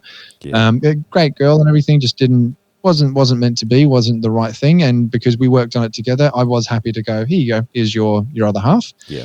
And then after that, got into one in Morphettvale in South Australia. And that's probably been the best one so far. Bought that for 215, spent 29 on it, got it revalued at 340 before the boom, and now it's probably sitting at about 420 at the moment. Nice. So in the space of 2 years, I've probably made around 200 grand out of that one, which I'm quite happy with. Yeah, it's brilliant. That is brilliant. I've got a property in Morphettvale myself, so I know that area well. Awesome. And that's as far as the current portfolio sits, mate, because that's a fair bit in a fairly short space of time anyway. Well, I've now bought another one interstate, and I'm building a granny flat out the back. So I'm in the process now of building the granny. So I'm up to 4 properties, but building number 5 or the 5th door. And for me now, the real thing that I'm concentrating on is buying something that I can then do one of these deals and renovate the front house, build a granny out the back. So I've just got my approvals in place to buy another 2. So by this time next year, I'm aiming for mid 2022, to then have the portfolio up to 6 properties, but 9 doors all up. And that should have a positive cash flow to it. So if we're talking granny flats, we're probably talking New South Wales, I'm guessing, given that they are much more open to that style of things in other states. Is that where you're putting your money at the moment? So sadly, because I'm actually getting a buyer's agent to help me out with this one. It is interstate, and because of the podcast, they have actually got me to sign an NDA saying, I don't want you talking about this publicly. After it's all done, they said you can talk about it, but until we've bought what we want to buy for clients. So unfortunately I have to keep my mouth shut on where. That is fair call, but the really good news there, and again, it often takes people years to get to this point, is that you're now looking beyond your backyard to becoming borderless. And I've always said that if you're prepared to look at Australia as your backyard, then the likelihood of finding high-performing properties, both from a growth perspective but from a yield perspective, are infinite compared to looking locally. What was it that triggered the desire to start looking beyond the bounds of SA? So it was 2 things, really. It was one of them was I wanted to get onto different property clocks because I had a former boss of mine. I think they've got about 22 properties, and most of them are in Adelaide and a couple in Perth, and I think there was one in Sydney. And she was just chatting with me just probably about a year or 2 ago, and she was saying how she had all these opportunities to buy in Sydney and just didn't do it because it was like, no, let's keep everything local. And whilst obviously 20 properties over the space of 30 years, she's done very well for herself, but saying how it just could have been so much more. She's like, I don't know why I didn't diversify, because I could have bought all these properties in Balmain in the 90s for like $110,000 or whatever they were, which would be worth millions of dollars now. Yeah. And that kind of stuck with me. I'm like, yeah, that makes sense. And the other part of it is land tax. That reform now here in South Australia, how they're aggregating portfolios if you hold it in a trust or not. And I thought, once these grow and they start maturing, as much as I'm under the land tax threshold now, I'm not going to be for much longer if I keep buying. So I thought, let's diversify property clocks and also future tax. Love it. Very smart. Awesome. Well, let's jump into the future for a minute then, because I want you to paint a picture of your ideal lifestyle in terms of what you're doing, where, who, with when, how much does that lifestyle cost, and what will you continue to invest in to make that happen, Todd? So I did draw a picture. I have little stick people here. With that, I was a little bit disappointed when I found out this wasn't going to be video, because I was looking forward to showing off my art skills. But Love it. It's a great picture too. I've seen it, so I'm just validating that for the listeners there, Todd. I actually like this because I'm a pretty simple person in a lot of ways, and basically what I've got here is, and obviously future. So I don't have little people yet, but me and the other half would like to have them. So I've got a home of roughly $1 million. So nothing outlandish, but nothing sort of entry, just a nice home. Okay. I don't have a PPR right now. Everything I own, I rent out. Smart. So Rentvesta. Yep. Rentvesta. Yep. So I put that down as roughly $80K a year. Okay. Yeah. So that's obviously mortgage repayments. That'd be borrowing 100%. So it wouldn't quite be 80, but also just council rates, upkeep, all that kind of jazz. Yep. Then spending of around $25K a year. Now that would be spending for the whole family. I don't know how much kids cost, so I could be overestimating this or underestimating it, but I've got kids for 25 grand a year because my mum always used to complain how expensive I was. So I'm just assuming they cost a lot of money. Then I've got 15 grand for just general life stuff, 2 cars, let's say they're around 50 grand each. Again, me and the other half are not car people, so I probably wouldn't even spend that. But 20K of outgoings for that per year. And my one indulgence that I will get one day is a plane. I want to get a plane. I've already started doing a few flying lessons a while back. I've stopped them now for a few different reasons. But planes actually aren't that expensive. You get a nice little Jabiru. They're about 100 grand, and it costs about 25 grand a year to run. So all up, this has all come to $205,000 a year income. That's what I've worked out. Love it. So to get to that 205K a year, what's your current plan to make that happen? So to continue on with the positive cash flow properties through doing what I'm doing with the granny flats, keeping Murray Bridge, keeping Port Pirie, keeping basically keeping everything, and unless I start flipping with that intent. But then if I did start flipping, that would be more so just because I wanted to increase my capital, my savings at a faster rate. So realistically, with how much these are positive by, it should be about $200 a week. I'll need to buy, I think it's another 17 of these to actually make that happen, which right now seems pretty daunting.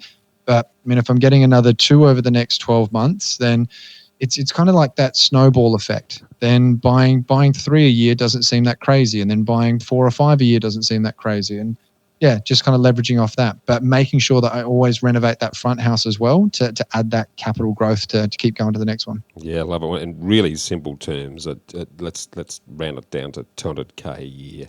And base it on a 5% net return. That's about $4 million of income producing capital that you need to create that will generate that.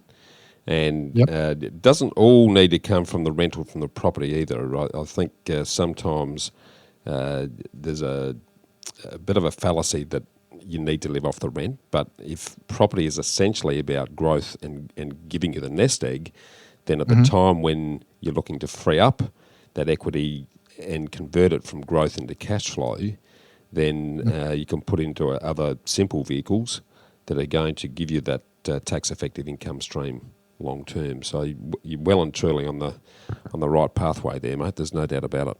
No, I love that. All right. Well, look, I know you've just in the process of publishing your new book, and again, given the dyslexia exercise you mentioned earlier, that's a major achievement for yourself. And Thank you. You mentioned it took you 3.5 years. Well, I'm not dyslexic, mate, and mine took me nearly 2. So I don't know that it's been a big hamstring as far as that goes. But I'd love to delve into your book because Australia's Home Building Guide: How to Buy a Property Faster for Less.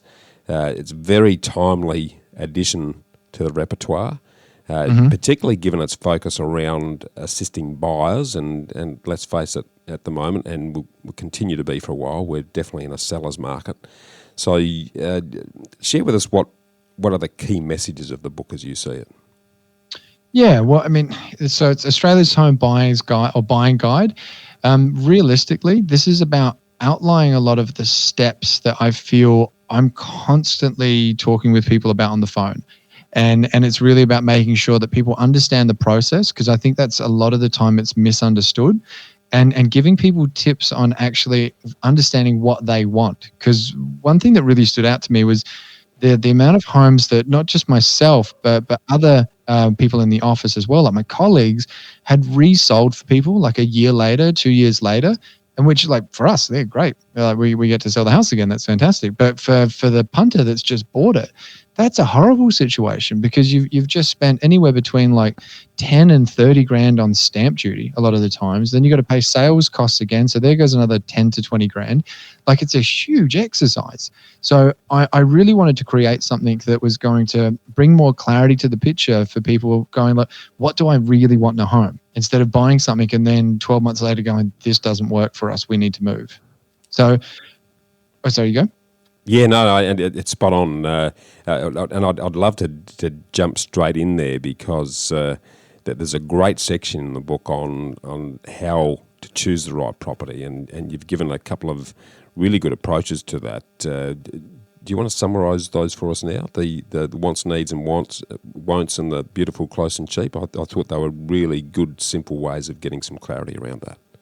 Yeah, thank you. Yeah, so the wants, needs, and won'ts, I actually use this in other things, even outside of property, just when I'm trying to make a decision on something. And it's pretty straightforward. It's just 3 columns, because it's a pros and cons list, I think, misses a bit. But if you can actually write down everything that you really want in a property, then it really helps to understand what are the fun things, what's getting you motivated, what's really important to you, but you don't need any of them.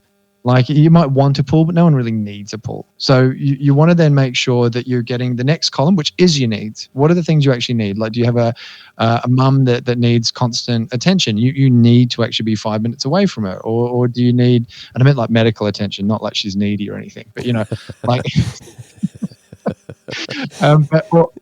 Or do you need to, I don't know, be able to walk the kids to school, like whatever it is.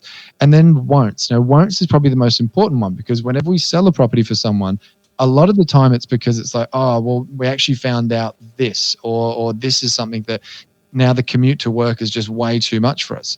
So personally, I drive around all the time. I do anywhere between 500 kilometers and 1,000 Ks a week sometimes. I'm fine with it, but I know a lot of people, that'd be a deal breaker. They absolutely won't put up with that much driving. So it's like, okay, if that's really how you feel, be hyper honest with yourself, but be hyper honest before you make any kind of financial commitment, and make sure that being X amount of kilometers away from whatever is in that won'ts category. Like, I won't put up with it. And I think once you start nailing these 3 different sections, you can really get a clearer picture on the kind of property, where it is, and how much you've got to spend to help actually buy the right one.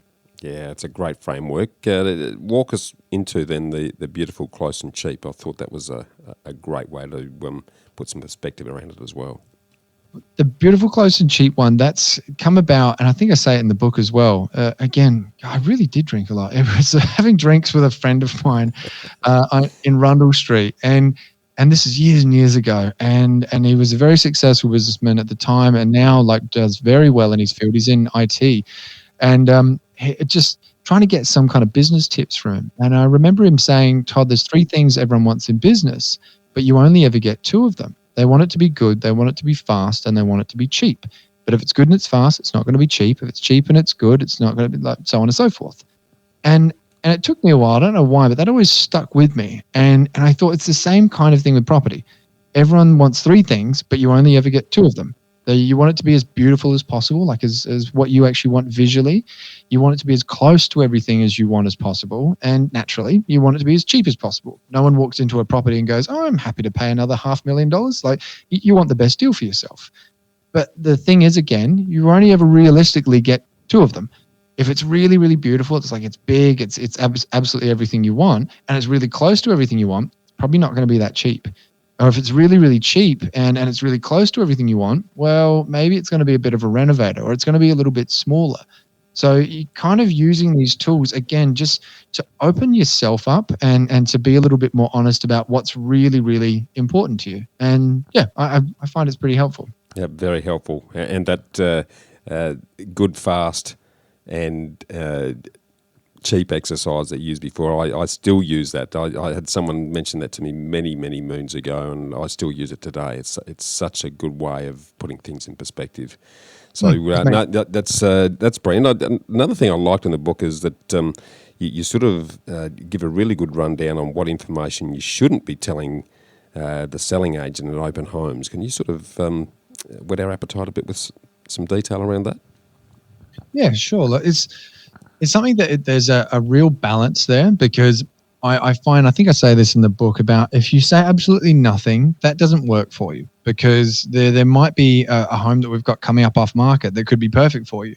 So it's good to still talk with a sales agent, but don't tell us everything. Like I'm the first person to say that. Like I've got what's called a fiduciary duty to my vendors. So my job is to get the most I can for a client. Okay. And selling the property, naturally, that's the seller. So if you tell us absolutely everything, it is going to be used against you. It's that simple. Yeah. So one of the things that you really should keep close to yourself, and I've got a few little negotiation tips in here, and this happens quite a lot. And surprisingly, it's something that you find, I still can't believe it works. I've said this a couple of times before, but if an agent ever asks you when you've just made an offer and says, "Oh, look, thank you so much for your offer. I'll present this to the vendors, but look, just to prevent like the back and forth, just in case if they say no, what would your next offer be?" The amount of people that go, "Oh, okay, probably an extra 10 grand." Seriously? Seriously? All the time. Yeah. And so, like, if you're listening to this podcast and you ever go to buy a house off me, and I say that to you, because I'll absolutely do it. They just look at me and be like, "Todd, I listened to you with Bushy. I'm not saying anything. Just go and present the bloody offer." All right? I love your cheekiness in asking that question, but I've got to say I'm astounded that someone would give you the answer to that. And yeah, happens all the time. And this is why it's like probably I think it's chapter 7, the negotiation chapter, is one of the most useful, because it's just about really the questions that you want to be asking to get the information you want as the buyer, but then also just the things that you need to just keep to yourself, because there's that delicate balance between the two that I go through in it. Yeah, it's brilliant. I love that. What questions does a buyer need to ask a selling agent to get a competitive edge? There's some really good information that you impart there, so that'll be gold to everyone who grabs a copy. Tell me a couple of other things around that as well, because you do give some good negotiation tips. Can you share with us a couple of those around how to negotiate to win the property and make your offers more appealing? Yeah, absolutely. So one of the things that you can do, and it depends on what kind of a market we're in. So right now, it's a little bit different because it is such a seller's market. Now the goal isn't, it's not grabbing a bargain, in my opinion. It's just securing the property. Yeah. If you can actually secure it, that's the win. Okay. Yep. But when this transitions, because it's not going to stay like this forever. When this transitions back to a buyer's market, then it's not about securing it. It's about securing it at the absolute best possible price. Okay. And when you're doing that, a lot of the time, having some market knowledge on an area is so powerful. And a lot of the time you can get this just from either talking to an agent, getting like a core logic report sent through, even if you just want to do some research on RP, not RP data, on realestate.com or domain. But when someone throws back at you and says, "Oh, well, look, this one down the road, that actually sold for 850,000. So whilst like, thank you very much for your offer of 800, I just feel this is a much more comparable property. Don't you agree?" And try and walk you into going like, "Oh yeah, okay, maybe that is realistic," but pull you down that logical path. If you actually know what that property was, and you can turn around and go, "Yeah, okay, well, look, that is a nice home, but this is a Tudor on 750 square meters, whereas that one was a red brick 1970s build, and it was on 600 square meters, a little bit closer to the main road as well," and sort of comparing in a way where you go, they're actually not the same. But you only know that if you've actually done your research, which is boring for some people. I get it. And I know not everyone's as passionate about property as you and I are, Bushy, but this is sometimes research that can save you tens of thousands, if not hundreds of thousands of dollars sometimes, just from knowing the right things to say. It also positions you from the seller's agent, because as soon as you are putting that sort of information back into the discussion, the selling agent's going, okay, I'm dealing with someone who knows what they're on about here. Spot on. So it can change the power and the negotiation to some degree. Which is awesome. So one of the techniques that we're seeing a lot of at the moment that selling agents are using, and I can understand why they're doing it, is the best offer buy exercise, where you're asking a potential buyer to put a price on by a date, which is, it's like a silent auction almost to some degree. and it really forces buyers to put their best offer on the table for fear of missing out. Tell us, from a buyer's perspective, how can they best position themselves with that type of selling campaign in your experience? So as a buyer, and I'm often the first one to say this when I am talking with a buyer, they're annoying. Okay, so I get it. And just to point to the elephant straight away, it's a lot easier when there's a price, so you can just go, okay, cool, you want between 600 and 620, let's talk. Versus we don't know where it's going to end up. Put your best offer forward. But I find a really good way to actually come to that figure yourself is by taking it back from like a crazy price. So imagine I was selling a property to you, Bushy, and let's say it was a property that you were, thinking was going to go for around 600, just to pick an easy number. And I called you back and said, really sorry, Bushy, you've missed out. It went for 850. Pretty sure if you were thinking 600 originally, you'd turn around and go, well, thanks, Todd, and congratulations. That's incredible, but there's no way I would have paid 850. Yeah. So start working your way back. What if I said 800? What if I said 750? What if I said 7? Until you get to a figure where you go, you know what? If Todd called me and told me it sold for that, I would be super annoyed because I would have actually been happy to pay that. Yeah. And the reason this is so good is because that's a figure that only you can come up with. I can't tell you what you think something's worth. And right now, especially in a growth market, we're seeing such a huge gap between the top and the bottom end of offers. Sometimes even a huge gap between offer A and offer B. This is one of the reasons why best offer buyers are actually working really well, because we might have two people at the top absolutely fighting it out, and then the rest of them are all 50 grand away or 100 grand away, just still thinking that it's 2019 and nothing's really happening in the market. Yeah, exactly. Now that's awesome. You mentioned, and again, you give some great tips on how a buyer can avoid some of the selling agent's tricks. You've mentioned the one about if this offer's not accepted, what's your next best? Can you share any others that the buyers need to be aware of in terms of the subtle selling tricks that they might trip over? Subtle selling tricks.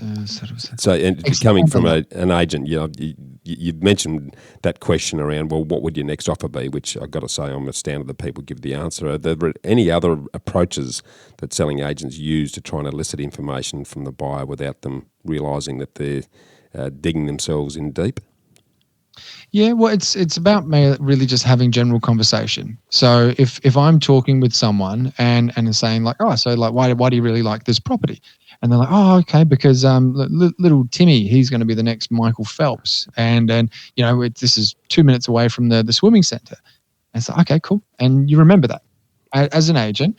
You want to remember that there's an emotional attachment there. And this is one thing that you really don't want to tell an agent. Do not tell an agent why you absolutely love the place. I don't know if you ever remember that bank ad where it's a husband and wife walking into a property and the husband just goes like poker face to his wife. And then his wife walks in and goes, oh my God, and she just loses it. And the agent just very arrogantly like hands him an offer form like, I know I've got you. It's totally true. And that happens. But if we see you've got a strong emotional attachment to something, we're absolutely going to be pressing on that. So if you're happy about it, and I think this is how I kind of compare it in the book. I always compare things back to dating because I find real estate and dating have got a lot of parallels. If you were to go on a date with someone and they were just amazing, they were gorgeous, they were intelligent, they were funny, they were everything that you wanted, and you were just like, oh my God, I love you so much. Do you want to come back to my place? Do you want a key to the house? Like, they're naturally going to be a bit like, whoa, calm down, champ. Like it's a bit too much too soon. But if you just kind of play it cool and it's like, hey, I had a lot of fun. You want to see each other next week? You come across very differently. But also in the same sense of that, and this is why the parallel is, you're not vulnerable. You're not putting yourself 100% out there, but you're still interested. You're still there and you're still present. So you don't want to just completely shut off, like I said before, but you also don't want to give everything away. Does that make sense, that kind of balance there? Totally it does. And I think the other thing too, and I'd like your commentary on this, because what I find in times like this is that if you're a buyer trying to negotiate the purchase of a property in a red hot market, you've got to try and find other negotiating terms that may be as valuable to a vendor as the price. And they might be things like if the vendor is looking to buy another property and you are happy to, in effect, gift them the deposit early in the process that enables them to do that, then that may be more as valuable as the figure you're talking about. Or the vendor may want to stay in the property for a period until they find the other property. If you can start to find other negotiating terms above and beyond price, that suddenly you're having a different discussion, and suddenly you're separating yourselves from all the other buyers who are just focused on the dollars, then is that an approach that you think that may advantage buyers in the current scheme of things, or is it wishful thinking on my part? Yeah, no, absolutely. And something that I'm finding that especially older buyers, they get a lot more security from knowing what's happening. So I'll find a lot of younger people are happy to roll the dice a little bit and go, let's sell first, and then we'll just, I'm sure we'll find it. They're a bit more confident with it. Whereas I dealt with an older couple that they almost felt like surrogate grandparents, because I've been speaking with them for like 6 years now. She used to give me this jam that she'd make. Like, I don't know if I can mention names, but let's just say they're the most wonderful people. I negotiated their deal at the start of this year with a 6-month settlement, and even said to them at the very beginning, I'm like, we can get you more money if we do X, Y, and Z. However, no one's going to give you a 6-month settlement if we do those things. What's more important to you? Choice is yours. And for them, they're like, this is actually what we want, because we want to know exactly what we've got to deal with, and this gives us more than enough time to find what we need. And for them, they were happy. And they very well knew that they could have got more money. Yeah. So yeah, it's don't ever be afraid to look outside the terms of just the dollars, because sometimes it's not the most important thing to someone. Yeah, spot on, mate. It is a great book, and it's very timely, given the focus on helping the buyers to buy a property faster for less. So it's certainly going to be recommending the listeners grab a copy of Australia's Home Buying Guide, and we'll talk in the show notes about where they can get that. But you also do some great work in educating everyone in the property industry through your excellent podcast, Pizza and Property. You've been talking to some great people on that, as we do here on Get Invested with the likes of yourself. But given the exposure you've now had across, some heavy hitters in the game, I'd love you to share a couple of things. One, the biggest mistakes that you consistently are hearing investors make, but also sharing with us some of the biggest tips and the biggest learnings that you've taken from some of the guests you've had on the podcast. Yeah, easy. So the biggest mistake is I hear people that buy from someone that is a spruiker. And this is why we actually just recently released the episode. Is it a pitch? Is it a plan? Or like spot the spruiker? Because you don't ever want to be purchasing an investment property from someone that, and this again, in my opinion, is just completely spruiking it all. Like, there's nothing wrong with someone making money and selling. Like, obviously, I'm a sales agent, so I'm obviously biased on this, but there's a big difference. Like, we're selling actually, I won't go into all the detail, but selling a property for a lady at the moment. That's exactly what they did. They bought off of one of these wealth seminars that had an extra 50 grand or whatever commission built into it for them. Ouch. And to me, I just looked at it, and they paid something like $400,000. They're now happy to get out of it for $260,000. Oh, that's criminal. That is absolutely criminal. What about the flip side then? What are the biggest learnings that you've taken from some of the guests you've had on Pizza and Property? Scarcity, add value, cash flow. Those would probably be the things that, and I don't have any scarcity in my portfolio, so that's something I need to get. But add value and cash flow are the two that I live by. But I can totally see where the scarcity comes from. Like Peter Kalousos is someone I speak to a bit, and he's an absolute superstar in my opinion. Yeah. And that guy always invests in scarcity. He's very, very big on it. And same with like Chris Gray.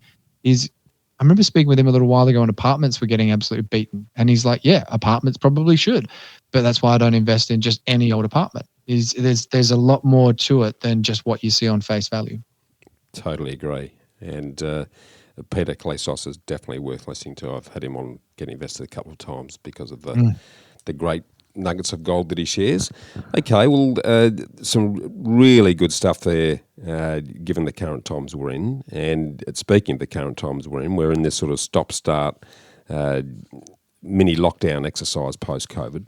What's your view on what COVID's impact has been on property generally, and more importantly, the impact it's likely to have in the short to medium term as you see it? Well, originally, it wasn't really doing too much in SA. We went back to opens, so not opens. We could just do private inspections. We couldn't do opens. It was all a bit up in the air. We weren't too sure what was going to happen, and then all of a sudden, boom! And I don't think many people really saw that. I mean, Simon Presley, he seemed to be one of the few that was going up. This is booms are coming. I didn't believe him at the time. Obviously, he was right now. But yeah, I think that post COVID, the changes that we're really going to see is going to be the lifestyle changes. I think we're going to start seeing even larger homes, which I think is going to be one of the things that actually makes that median house price creep up, because working from home more often is going to be a thing. So, and actually, speaking of Peter again, it was actually Peter Klousos I was talking to about this not long ago, and asking him about the average house price and the average wage, how back in the 50s, I remember looking at this chart in Melbourne, and it used to be the average wage was it $3,000 a year, and the average house was $9,000. So it was like 3 times the average wage would buy the average house. Yeah. Now it's something like 12 times.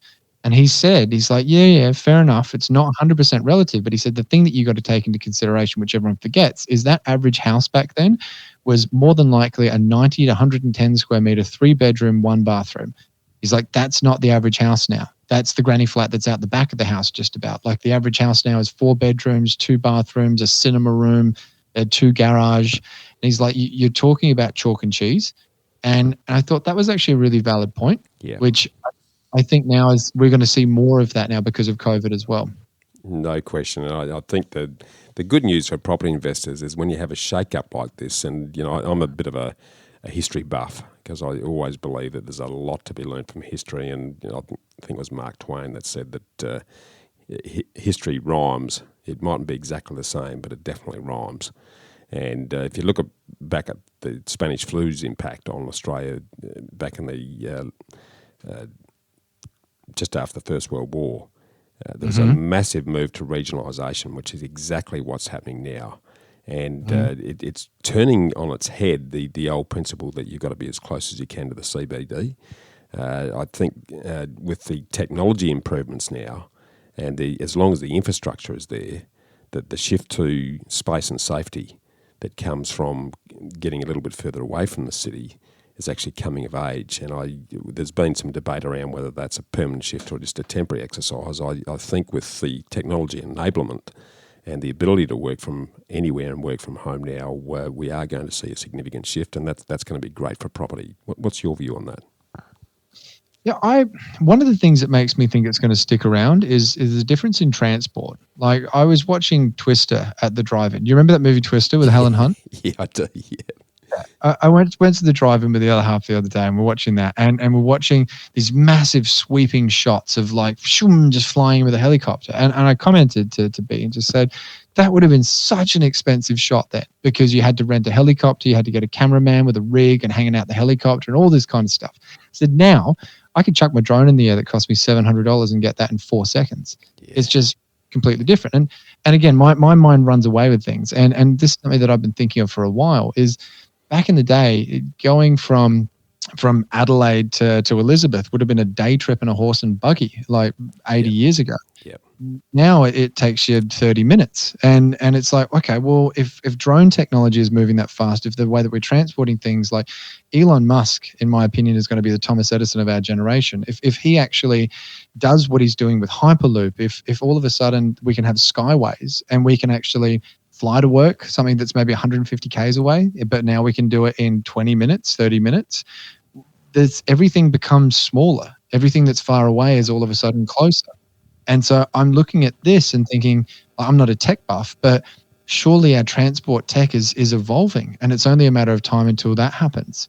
So if it does, and again, I could be completely wrong and have this interview played back to me in 10 years with someone laughing. But I think you're reading it well. I think there are paradigm shifts that are about to happen, that technology is going to completely smash the way we've framed our view of the world.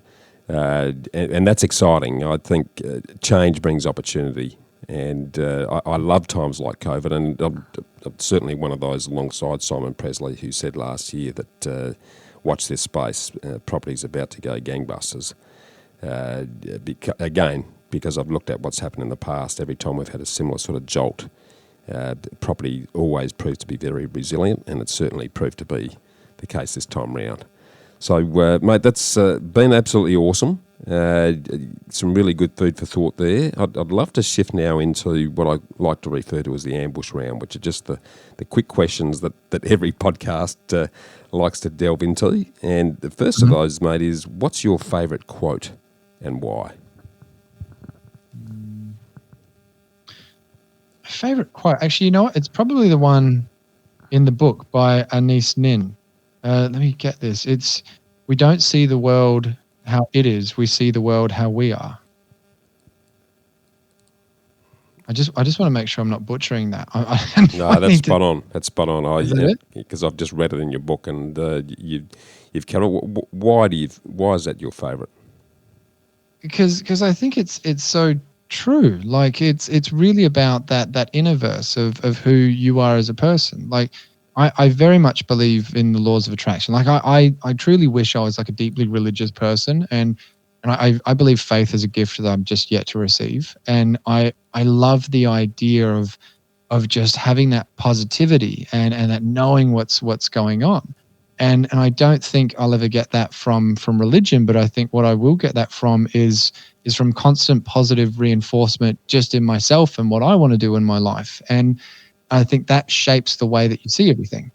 It changes things a lot. I don't know if I've just made sense or I just rambled in a circle. No, it makes absolutely perfect sense. It's the glasses you're wearing that define how you actually see the world, and you can change those glasses and make a world of difference. So, no, extremely well said. Back on the book front, given we both love the literary world, what's the top book that, other than yours, that you could recommend people read and why? I don't want to say mine. That's too egotistical. And whilst I think it's a great book, it's probably not going to it's not a life-changing read on like the getting your stuff together. This would just really help you buy a house. Beyond that one? Okay, you know the one that I find I continuously quote and talk about all the time, and it's actually quite a recent book, is Ray Dalio's Principles. Yeah. That was really good. There's something about that guy, yes. and especially being such a stupidly successful person. He's so humble in his interviews. Yeah, I love it. He's great. So if you haven't read Principles, get onto that. It's a cracker. Yeah, I've read it myself and keep coming back to it because he's got this great way of demystifying and helping you to understand how the whole jigsaw fits together in very simple terms, and it cuts out the jargon so that you can go, okay, I've got it. I understand how the machine's actually working. Now, I love that. This one's a little bit left field, but most Aussies still believe they pay too much tax. What's the top legal thing that you've done to minimise the tax that you pay? Top legal thing I've done to minimise my tax. I don't know, the podcast maybe? Yeah, okay. I reckon your properties are doing that for you anyway, mate. Given the structure you've got there, they would definitely be chewing into that. So, there's a couple of good ones. I'm well with these questions. No, that's good. That's good, mate. I'm going to slip back into the investment piece now. What's both the worst and the best piece of investment advice that you've received today? The worst and the best. The worst is you can't go wrong with houses. That is totally daft. You absolutely can go wrong with property, because it's about, it might not be the right fit. And like I said, someone being spruiked something for $400,000 that 10 years later, or more than 10 years later, they can't even sell for $250,000. Oh, actually no, whatever it is. You can go wrong with properties. That's the worst advice. If anyone says that, go the other direction. Yeah. The best is, what would the best be? I really need to think about this. I think now I just feel like there's pressure and it has to be the best. A top 3, maybe that's easy to answer. But okay, so the best, you know what? Just start. That's probably the best thing, because if you don't start, even if you make a mistake, like 21, bought an apartment, I still made some money out of it. I didn't lose out of it. Like it's just do something. Get as educated as you can. Listen to Bushy's podcast. Like get as many people's opinions in your mind that are really good at what they do and that are positive, that can really shape you. And I think that's the best thing you can do. But that's not answering your question. Your Yes, question it was is. I think it is because, and you'd be in the same boat, Todd. The number of people, and I call them the gunners. I'm going to do this. I'm gonna, and never quite get around to it. And they'll read everything. They'll analyse something to death, but they never actually pull the trigger. And you and I know that capital, time is your biggest friend or your worst enemy when it comes to investment. And the longer that you leave it, the harder it gets. So you're right. You don't have to wait for the perfect time or the perfect property. You do have to do your due diligence. It's, as you said, it's not about getting any property, but you need to do something and you need to start, because that's when your learning really comes to the fray. Now, I love that. Okay, last one not quite the last one in this series. I'm going to slip another quick question in that's I've taken from your podcast. But what's a personal habit that you believe has contributed most to your investment success today? I could just say, like, so much of it comes down to getting up early. It's so annoying, and bed is so comfy. And especially now that it's winter, we've got the velvet doona on, so it's even more comfy in the morning.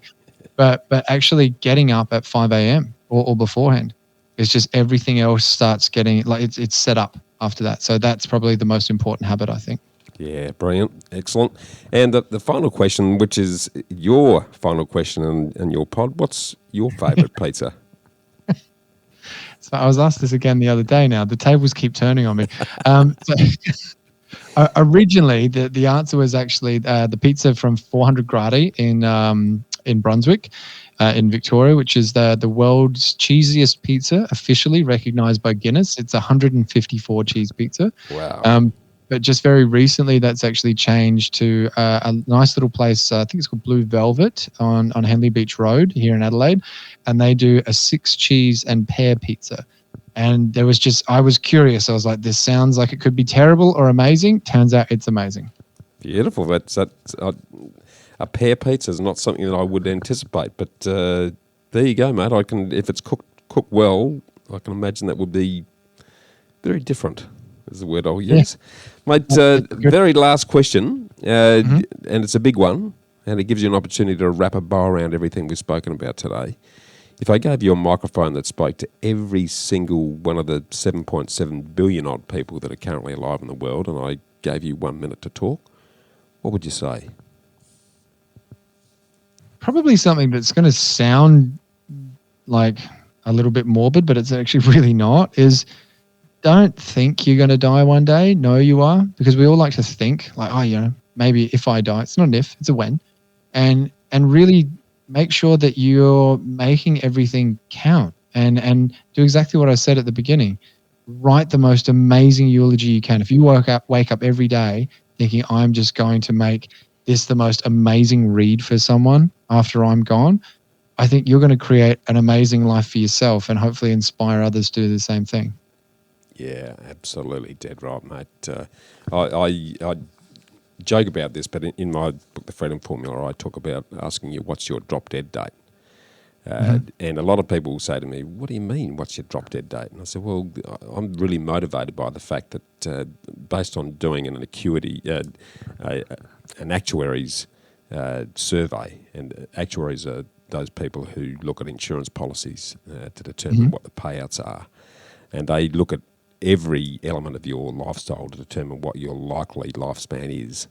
And based on my history, DNA and life habits and everything else, I'm likely to shuttle off the mortal coil when I'm about 77. So I've got about 20 years left. And I find that extremely motivational. It's like, right, I've got 20 years to really enjoy life and make a difference and leave a legacy. And it's no difference to what you're talking about there, mate. If you think about very clearly around what your legacy is going to be, and you put some colour around that, I think it's very motivational, not depressing. So extremely well said there, mate. It's been a great conversation. I'm looking forward to getting you back more regularly on Get Invested, but also the Realty Talk Show that I'm now hosting, given the sort of coverage across the whole property sphere and the expertise that you bring to the table. So really appreciate you coming on board. For those who want to reach out to you and find out a bit more about Todd and what you're doing, what's the best way for them to do that, mate? Just send us an email at info@pizzaandproperty.com, or just go to the Pizza and Property Facebook page and just send us a message through that. That's how everyone seems to do it. Fantastic, mate. It's been a great chat. Some real gold shared today, and looking forward to staying in touch. Thank you so much, Bushy. And if I can just quickly say, mate, you're an absolute superstar in the industry, and it genuinely is a privilege to be on your show, mate. So thank you for the invite. Flattery will get you everywhere, and I feel exactly the same way. Thanks, mate. Cheers, Todd. Talk Thank soon. you. Cheers, mate. Get a summary of all this investment gold in the show notes. Just email me on hello@khgroup.com.au. It's HELLO@khgroup.com.au. Or check us out at www.bushymartin.com.au/getinvested. I look forward to joining you next week for another episode of the Get Invested podcast. So thanks for listening. And as always, dream as if you'll live forever and live as if you'll die